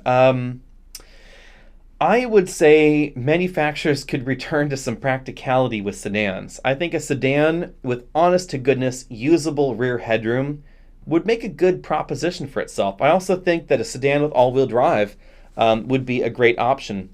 An affordable all-wheel drive, although that really hasn't done much for the Subaru legacy in terms of overall sales, mind you. But I would assume that if you could give people a liftback design, a la something like a Kia Stinger, where it had the more practicality like an SUV or a crossover, but still looked like a sedan, with real headroom in the rear and good fuel economy and all-wheel drive, you could probably pull some sales away from crossovers out there, especially if you gave it slightly more ride height. And I'm not talking about making an off-road sedan. I don't really want a Volvo S60 cross country like we saw in the last generation. That was a little bit too awkward. But something with 6 inches or 6.5 inches of ground clearance that would still look like a sedan, give you that slight ground clearance that you might want, and advertise it appropriately would be, I think, the big key. Advertising is something that we don't see a lot of money being poured into in the sedan segment right now. Let's see here. Preferences in the mid-size truck market. I think that, let's see, Michael, I would probably tend to lean towards the Honda Ridgeline as my top overall pick. A lot of folks don't seem to tow with their midsize truck. So if you do plan on towing, then I would go for the GM series of trucks, either the Colorado or the Canyon. But if you're not planning on towing, the Honda Ridgeline is the best handling. It's also one of the most fuel efficient. I think it's a really great all-around truck. It also has some very practical cargo features in the back. The caveat there would be if you did want to tow. The Honda Ridgeline, as I've said before, is 99% of the truck that 95% of truck shoppers need, but not what they want somehow. The Ridgeline just doesn't give you that aggressive off-roady feel or the big butch truck feel. And that, I think, is a bit of a problem with the Ridgeline. But in reality, if you can get past that, it's going to be a very practical, very efficient truck that's just a very, very well-rounded vehicle overall. But if you do need to tow and you want to tow more than 5,000 pounds, then the General Motors series of trucks is much more modern than what we see from Toyota and from Nissan. And if you want the off-road truck, that's going to be the Gladiator. But the reason I'm not including it really in that segment is that it's so much more expensive to get a Gladiator than any of the other truck options that you really have to want that off-road truck style and the features and style that you see in the Gladiator. So it's a bit of a difficult sell for someone that's looking at a $25,000 truck, for instance. So here, Nova's asking Cadillac XT6 or Hyundai Palisade. I would lean towards Palisade, but I would also say that if you're ready to spend XT6 money, I would look at the Lincoln Aviator. That would be my top pick if you're willing to spend that much money. Let's see here. Adlin is saying, I would love you to do a blind test of a car's interior to see which vehicle gives you the best feel irrespective of their brands. I would say, unfortunately, at this stage, it would be very difficult to do a true blind test of an interior because manufacturers have specific styles and specific parts that they pull, bins that they pull parts from. And so I have never seen an interior that did not just absolutely scream that particular car company. The only exceptions here really would be telling a Cadillac interior from... or actually, that's that bad example. Telling a Chevy interior from a GMC interior, or telling a Chevy interior from a Buick interior, that could get trickier. But if you hop inside an FCA vehicle, the way that they've located things, the way they've shaped things, it's going to be very, very familiar. Same with a Ford vehicle, same with Hyundai, Kia Motor Corporation, BMW, Mercedes, etc. It would be very hard to do a true blind test. Myself do a true blind test. Grabbing a non-car person, I would say you'd have to exclude brands that they had owned because it would be a clue to them, I think, as well. But that could be interesting. I'm not sure exactly how we would pull that off, but I like the theory at any rate. I think that a lot of folks would be surprised by that. See, Beth is saying, I like the look of the Grand Cherokee, but I worry about reliability and customer service. Customer service is definitely very dependent on your dealer. I mean, you can have great dealers for one brand and really bad dealers for another brand, and the two don't necessarily align with one another. So, for instance, the absolute positive, hands down, best dealership experience I've ever had has been at the local Jaguar dealer, San Jose British Motors. I don't know if everybody else has had the same interaction with them, but every interaction I've ever had with San Jose British Motors, I had 2 Jaguars myself, has been absolutely excellent. By far, the best dealer I have ever interacted with. On the other hand, other dealers have mainly fallen into sort of this average dealer category, and Volkswagen dealers in my local area have been the worst. But I still like Volkswagen products, and Jaguar products are still generally less reliable. So I would definitely keep that disparity in mind. But I would also say that generally speaking, the Grand Cherokee is not going to be empirically that much less reliable in the major systems than a lot of the competition. The Grand Cherokee's lower reliability ratings seem to come from either software complaints, there's definitely a lot more going on in the Grand Cherokee, or certain mechanical complaints related to the Grand Cherokee's greater complexity. Remember that comparing a Grand Cherokee to something like a Honda Pilot is a difficult comparison because the Grand Cherokee has models out there with full stitched leather interiors, with 700 horsepower, with a bazillion different all-wheel drive systems. I think there are four different all-wheel drive systems in the Grand Cherokee. Lockers, we have air suspension options, etc. So much more going on than you'll find in something like a Honda Pilot or a Toyota Highlander, and the more gadgets you jam on a vehicle, the more unreliability you can breed, potentially. So definitely keep that in mind. If you're going to be looking at very average configurations of the Grand Cherokee, I really wouldn't have any major concerns. Let's see here. Moving along here. When can we expect hybrid CRVs in the lot?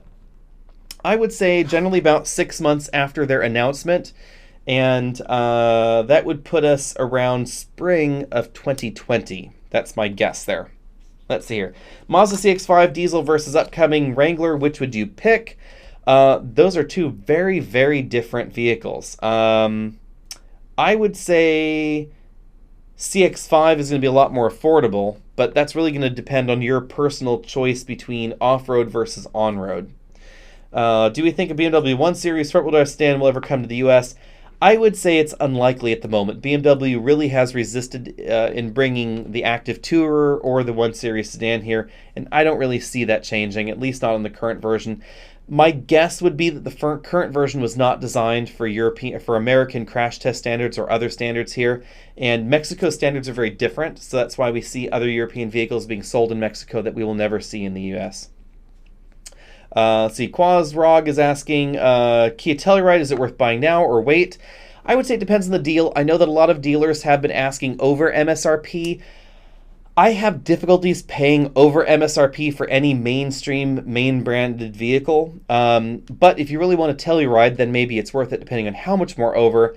I would say I would wait until it comes in right at MSRP, because it's a good buy at MSRP, but if you're being asked to pay $1,000, $2,000 more than MSRP, then no, I would probably just scoot on over to the Hyundai dealer, see who's going to give you the better deal on the Telluride or the Palisade, and just go with that.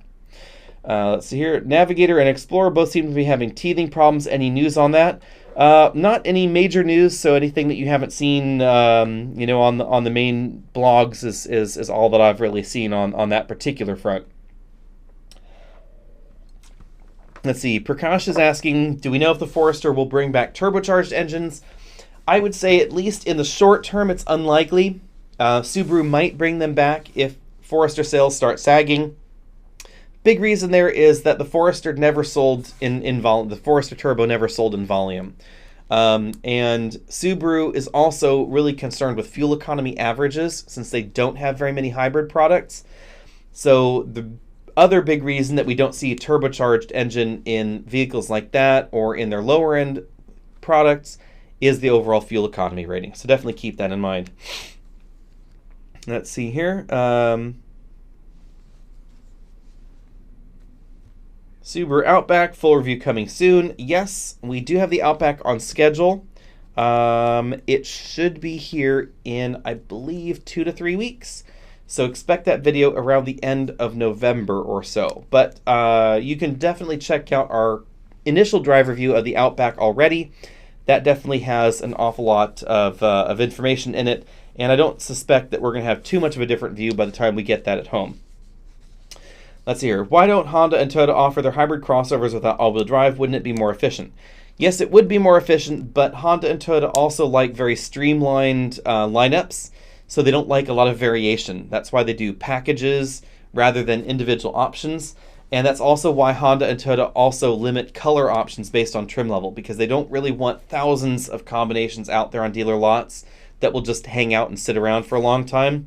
And a lot of folks really want all-wheel drive in their crossovers. So for those two reasons together, we probably will not be seeing a front-wheel drive hybrid version of the RAV4 until the hybrid version of the RAV4 is much more popular than it is now. So if the hybrid RAV4 ever crossed over 50% of sales, we might see a front-wheel drive version. But up until then, I suspect that we won't. We'll just be seeing the one model. So that way it reduces the complexity of the offerings on dealer lots. All-wheel drive version of the Mazda 6, I wouldn't hold my breath for now. I don't think that we will see it in this generation of the platform. Maybe in the next generation Mazda 6, perhaps. Let's see here. Any news on a Grand Cherokee redesign?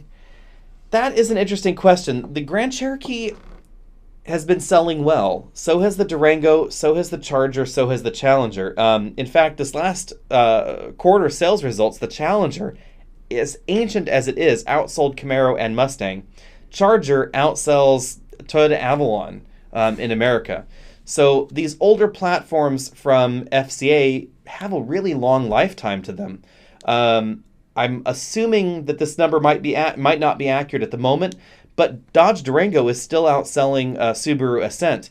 And if Ascent has finally taken over, then they're absolutely neck and neck at this point in time.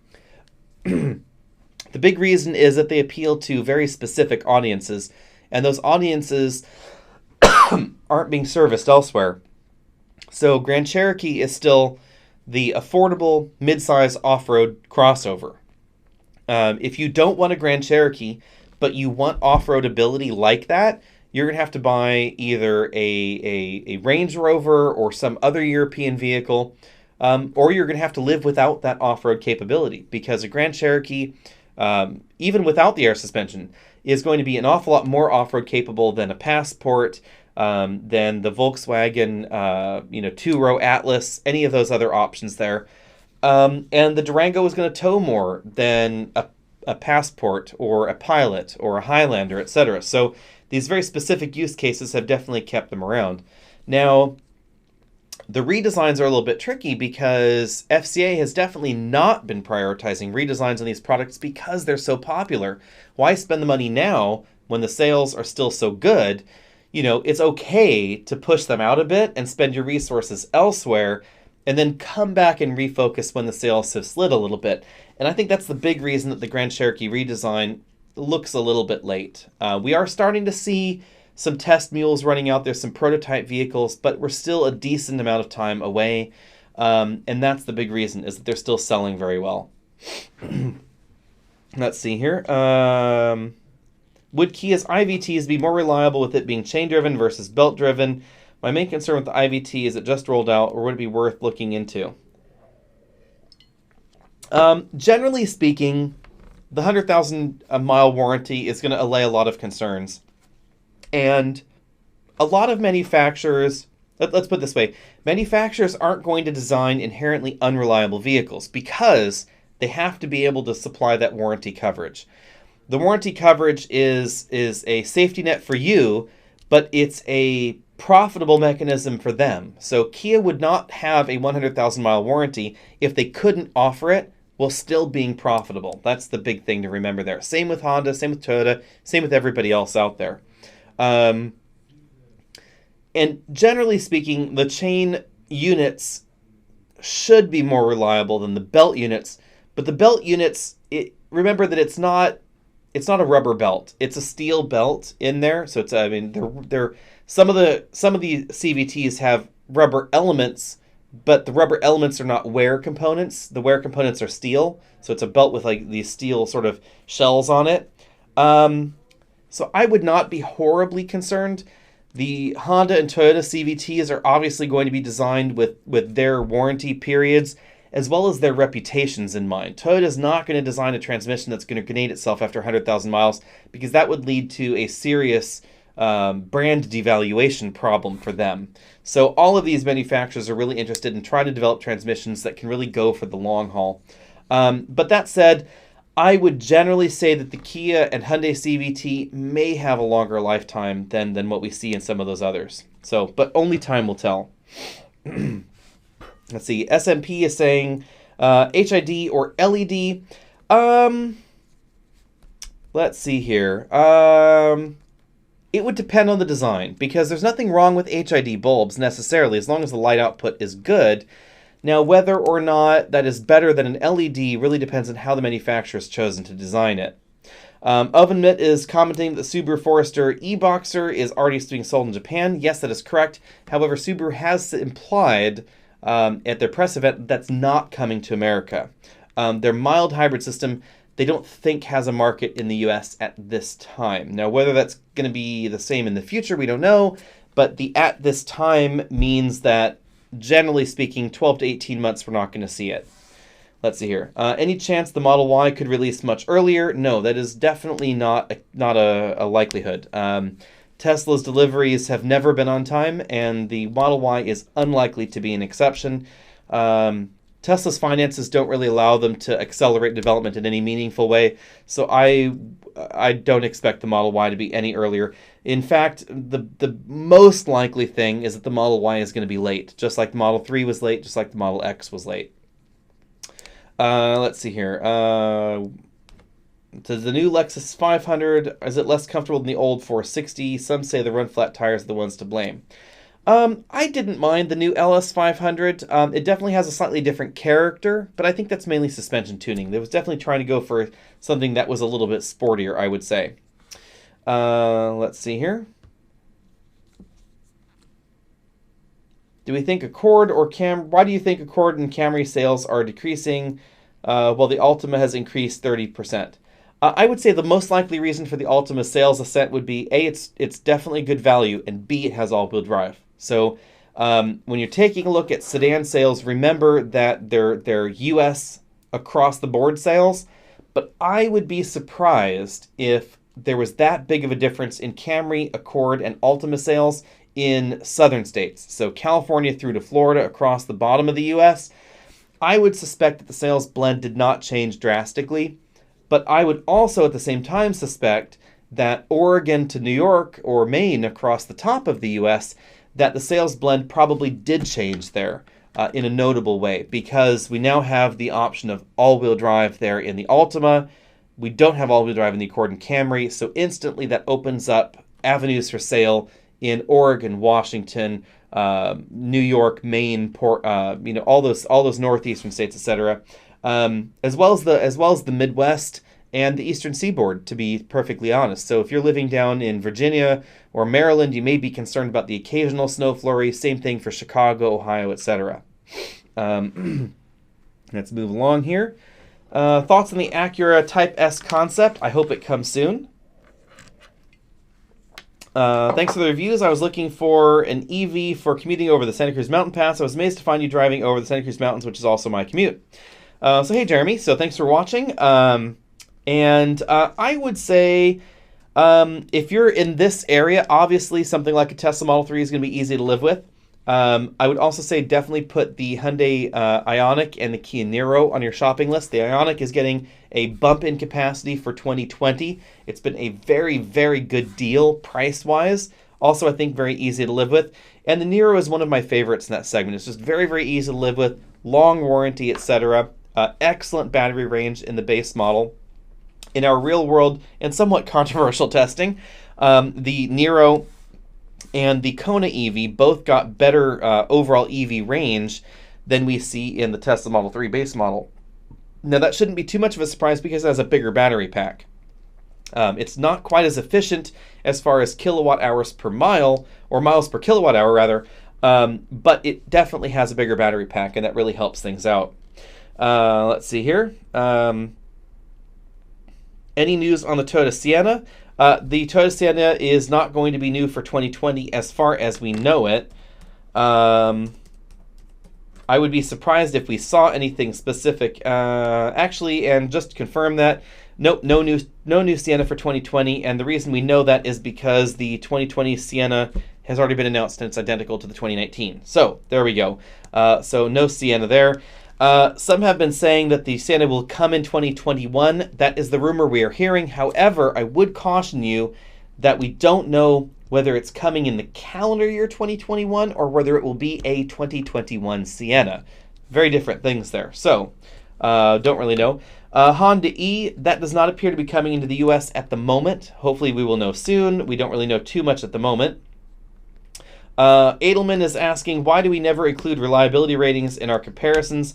It can be subjective, so some of your ratings are right example, etc. So this is a question I get a lot. The important thing to remember about reliability is that we are reviewing on this channel brand new cars. So for instance, I have a BMW Z4. We also have a Camry, a RAV4 at the moment, the Hyundai Nexo, etc. None of these vehicles have been around long enough to really give us reliability metrics. So all you can go by is brand reputation, and I don't think that's an excellent way of comparing in reality vehicles to one another. It's a factor, but it's not a firm number that I can really put down with a stamp of approval. So I would say you would be better off looking at reliability metrics from other outlets if you're really shopping for those vehicles, but you may need to wait until they've been on the market for a while. So that's the critical thing. We will not know how reliable the RAV4 really is for another 2 years. It went on sale January of this calendar year. The hybrid model did. The gasoline model was a little bit earlier, but still, both of these models, they haven't been on sale for a full 12 months yet. And we won't really know how reliable they are until they've been on sale for about 3 years. So if reliability is a massive concern for you, then you should be looking at vehicles that have been on sale for that 3-year period, because then you'll really get this idea of what reliability will be. All the major reliability companies out there will have metrics for you. Now, the trouble with that and reviews is that I'm not going to wait 3 years to review a car. I'm going to review it when it first comes out. So for instance, I have the BMW Z4 right now. It came out this year. I've driven we bought a RAV4 because we're doing a long-term video review series on it. It's only been out for about 9 months, the hybrid model. The Hyundai Nexo has sold about 200 units in the entire country at the moment. So we're talking about vehicles that are brand new all the time, and we just don't have those metrics yet. That's the big reason why. And so far, nobody has really given us any alternatives or any good ways to do anything different there. Let's put it that way. And I would also caution in this, a lot of are on over at facebook.com/AlexKnowles, we get questions quite frequently. Every time we post anything about the long-term video cars we have, especially if it's the Durango, has it died yet? Has it blown up yet? The usual jokey things. But I would say that even if the Durango had some sort of massive problem, remember it's a sample set of one.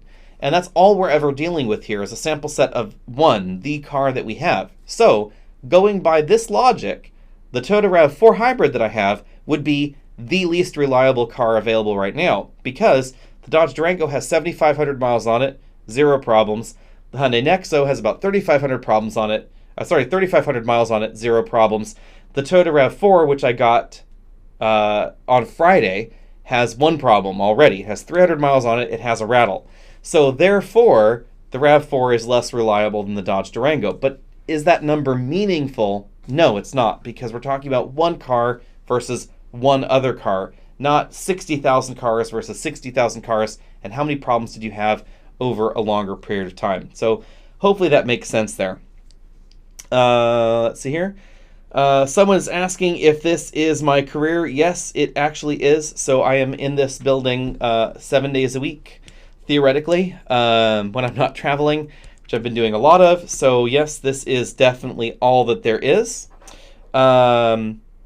Let's see here. Sound is saying, still running a 1997 Camry V6 with over 255,000 miles. Congratulations there. Should I look at upgrading soon or wait another year or so? Well, on that one, I would say, remember that the cheapest car to own is the one that you already own. So, I would generally say, if you can afford it, wait until it dies. If you have another car available, or if you're going to buy another car and then drive this one till it's dead, as far as cost of operations go, generally speaking, the cheapest car to own is the one you already own. Even if that means putting a new engine in it or a new transmission in it, because that's going to extend the lifetime of the vehicle longer. If you were to have that Camry V6 and you were to put a new engine in it every 100,000 miles even, and a new transmission every 100,000 miles, that's probably still going to cost you less than buying a new car instead of just continuing to maintain it. Now, the reality of that is that a lot of people get tired of their cars and they just want a new car. And there's nothing wrong with buying a new car because you want it. Just understand that as far as cost of operations goes, generally speaking, the one you already own is going to be the cheapest one to own. Let's see here. Right Lane Hog is saying they've already announced a front-wheel drive 2020 Highlander Hybrid. Yes, that is true. They have announced the front-wheel drive hybrid. That's selling in a different segment, though. So the Highlander Hybrid is in a segment where you'll notice the even within the Toyota umbrella, but also the competition, there are just more options available. So we're talking about a more premium-oriented vehicle. The Highlander is the Camry of crossovers. The RAV4 is the Corolla of crossovers. So when you take a look at Corolla versus Camry lineup, there are more options and more ways to configure your Camry than there are the Corolla. So that same process applies to Highlander versus RAV4. It's a more expensive vehicle, more options, more ways to configure it, etc. One of them happens to be a front-wheel drive vehicle as well. Ifty is asking, why do companies resist bringing wagons to the U.S.? Lots of people love wagons. What's the purpose of losing out on the customer base? Well, the big reason is that wagons don't sell. And that's kind of the canned answer, but the answer seems to be very rational. So we do see manufacturers trying to bring wagons here and there, and they just don't move. The only exception is the Outback, and the Outback is marketed as an SUV or a crossover. You can bet that if it was just the Subaru Legacy wagon, probably wouldn't sell the way that it does. Volvo, for instance, has 4 wagons effectively in the US, the XC90, the V90, the XC60, and the V60. And the crossover versions of those wagons outsell the regular wagon version. And the regular wagon versions are vastly outsold by the sedan counterpart, which seems odd because we have this tier where wagons are the slowest selling, then sedans, and then crossovers on top, even though arguably wagons are a little bit closer to the crossover. Some folks would say that the reason for that is that wagons are ultimately the most compromised because they don't have the handling ability of a sedan anymore. They generally are closer to a sedan than a crossover, but not quite the same. But oftentimes they don't have the same abilities that we see in the crossover. They don't have the increased ground clearance. They don't have the larger cargo capacity. It's bigger than a sedan, but not as big and as boxy as a crossover. They don't have that increased ride height, the increased seat height and different seating position that we generally see in a crossover. So for some folks, they're the best of both worlds, but for a lot of crossover shoppers, they tend to believe that they're the worst of both worlds. So it really depends on where you fall in that window. Let's see here. Amazing that Chrysler still sells the 300 and they still sell the Journey, or haven't refreshed 300 and still sell Journey. The Journey still sells relatively well for what it is the odd thing. It's super cheap.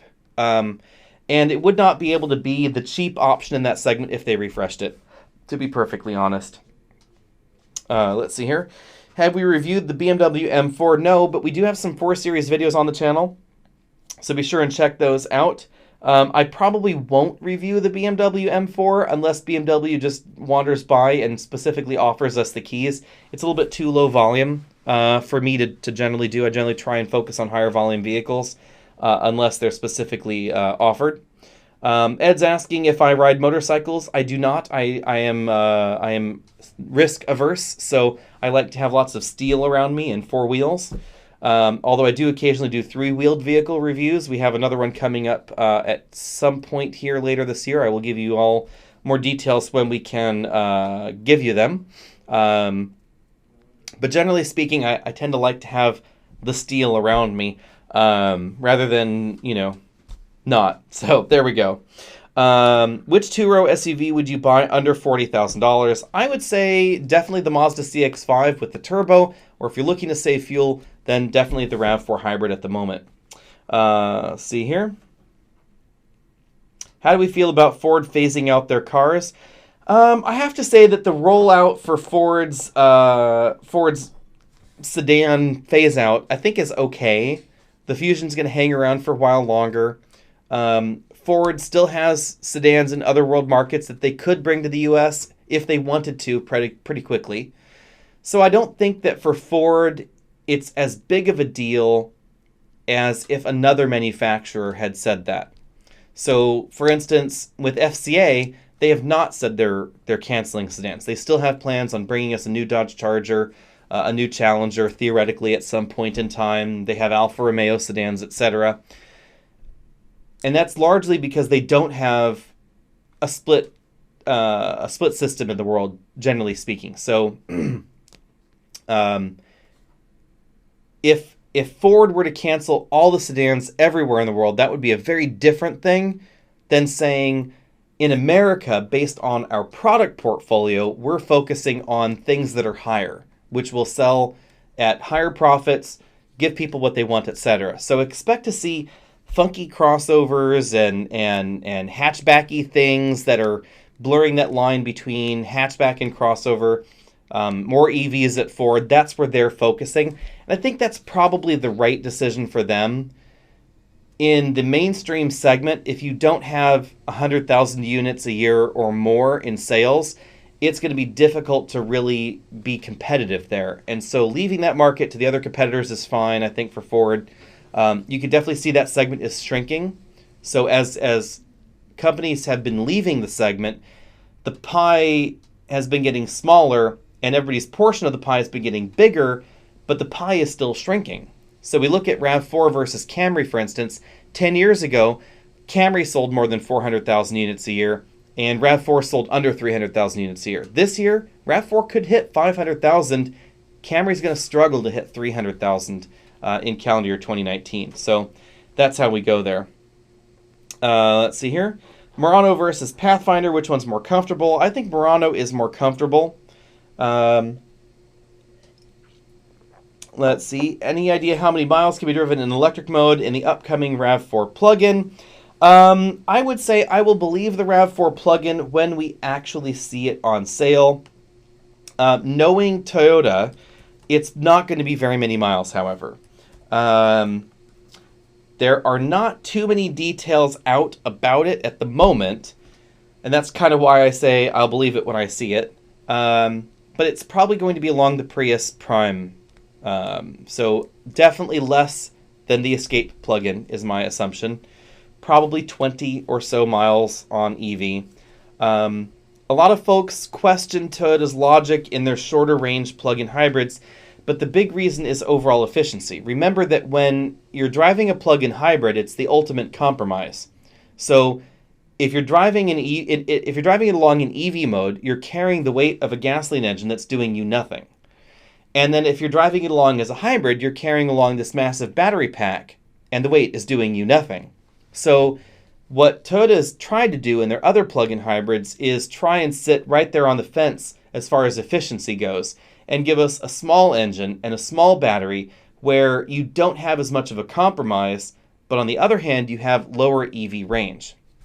Now, this has been a point of contention for some people out there, but when you look at it, it makes logical sense, because a Toyota Prius Prime is always going to be cheaper to operate for most Californians, for instance, than a Chevy Volt. The Chevy Volt might get you much further on a battery charge, but it's so much less efficient than a Toyota Prius Prime that it will cost you more whether it's running on electricity or whether it's running on gasoline. And then, of course, once you've gone past that EV range, it is going to be considerably less efficient than the Prius Prime. Now, there is a small window where the Chevy Volt will be a little bit less expensive than the Prius Prime to operate, but it's a very, very narrow window. And as I recall, based on the numbers, it's somewhere around 40 to 45 miles or so in this very narrow range of range. So fully charged from a stop, drive along 40 to 45 miles around that window or so. The Volt will be less expensive to operate than a Prius Prime, but the moment you've exceeded that, or if you go under that, the Prius is still less expensive to operate.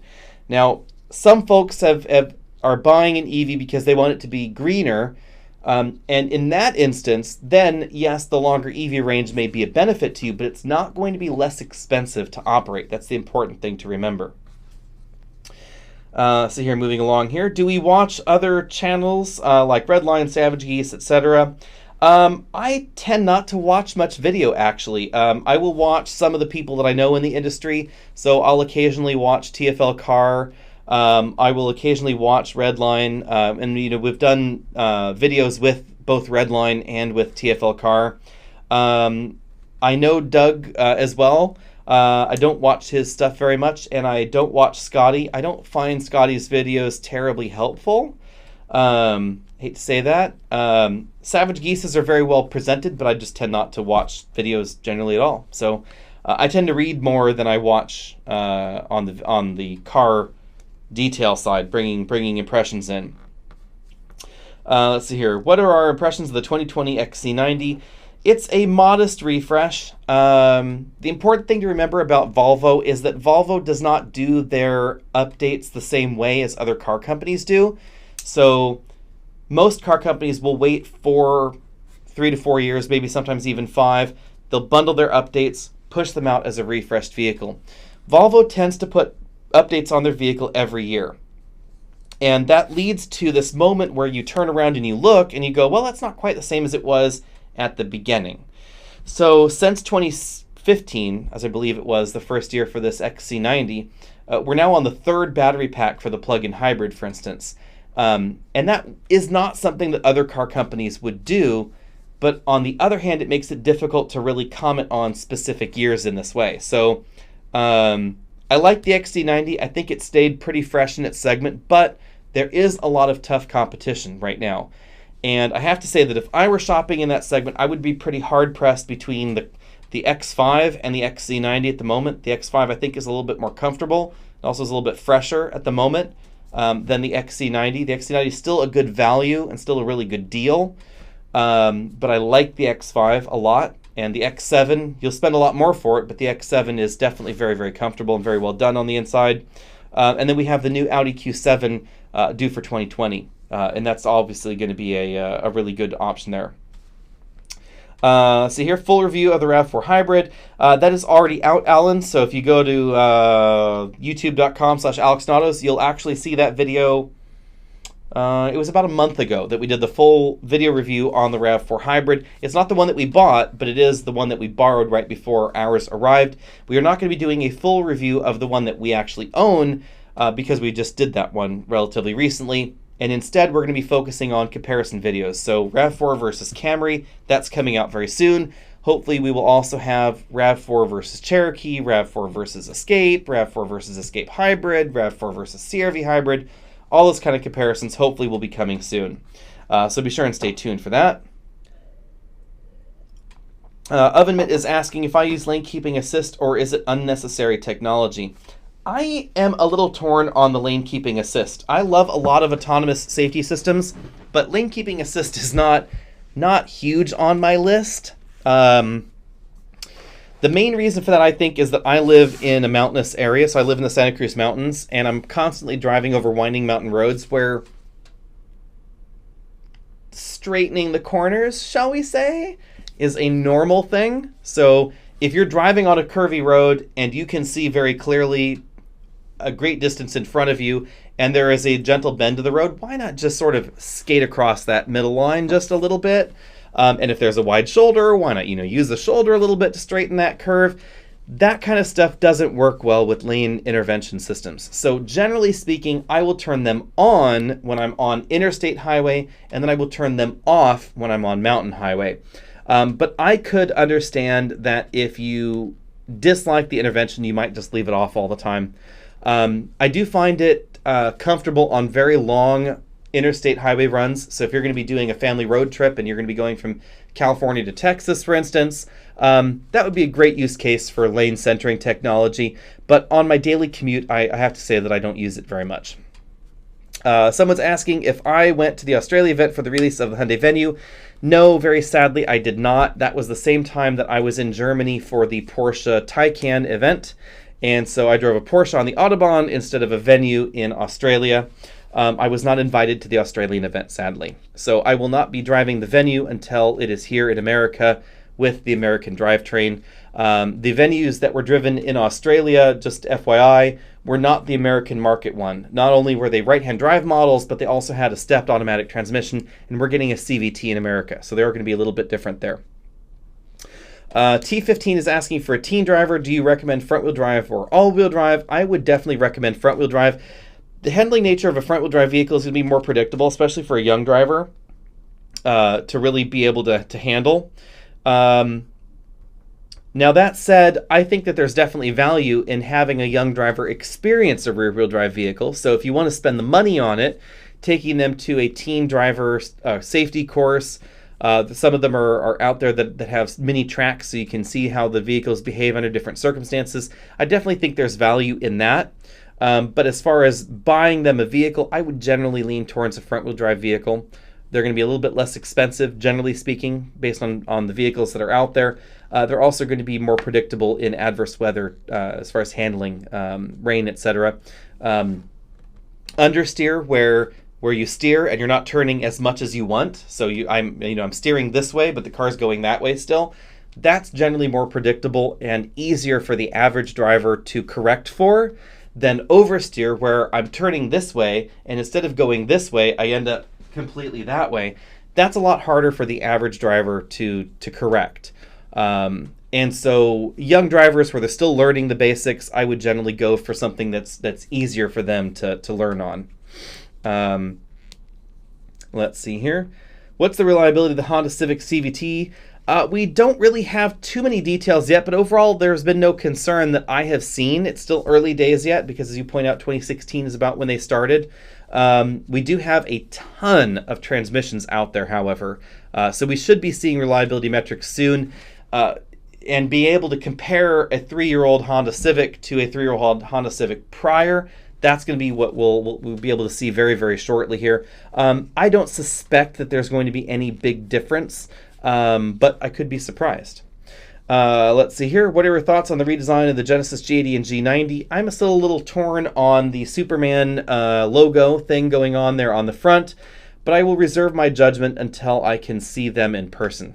And I think that was the last question. So with that, I will all remind you to be sure and hit the subscribe button down there if you haven't already done so. If you want to join this channel, you can hit the join button down there that allows you early access to all of our videos before they go live at Alex and Autos. I get a lot of questions about why we have merch, why we have a membership, etc. The big reason there is that YouTube does not give us all the money from YouTube Red subscriptions. That's the big reason that we have done this. If you're a YouTube Red subscriber where you pay to not see commercials, we get incredibly little revenue from that. So the biggest revenue stream here at Alex and Autos, actually I should say the only revenue stream really is Google. But the biggest slice of that pie is people watching ads. So when you watch ads, that money goes directly to us to help support this programming, because that's what I live on. It's what provides, me the money to eat. It provides my editor, etc., with the money that she requires to live a life. And if you have YouTube Red, then we get almost none of that revenue coming in. You pay $5 a month. It's divvied up between Google and all the people that you have watched that month. And even though 20% of our views come from YouTube Red, less than 1% of actual revenue comes from those folks on the channel. So with that out of the way, be sure and hit the merch buttons down there. You can buy t-shirts, whatever. Find us over at facebook.com/AlexandAutos. Hit that join button if you feel so inclined. I apologize for moving the camera around. I'm all by myself in my studio today, and I will see you all next week.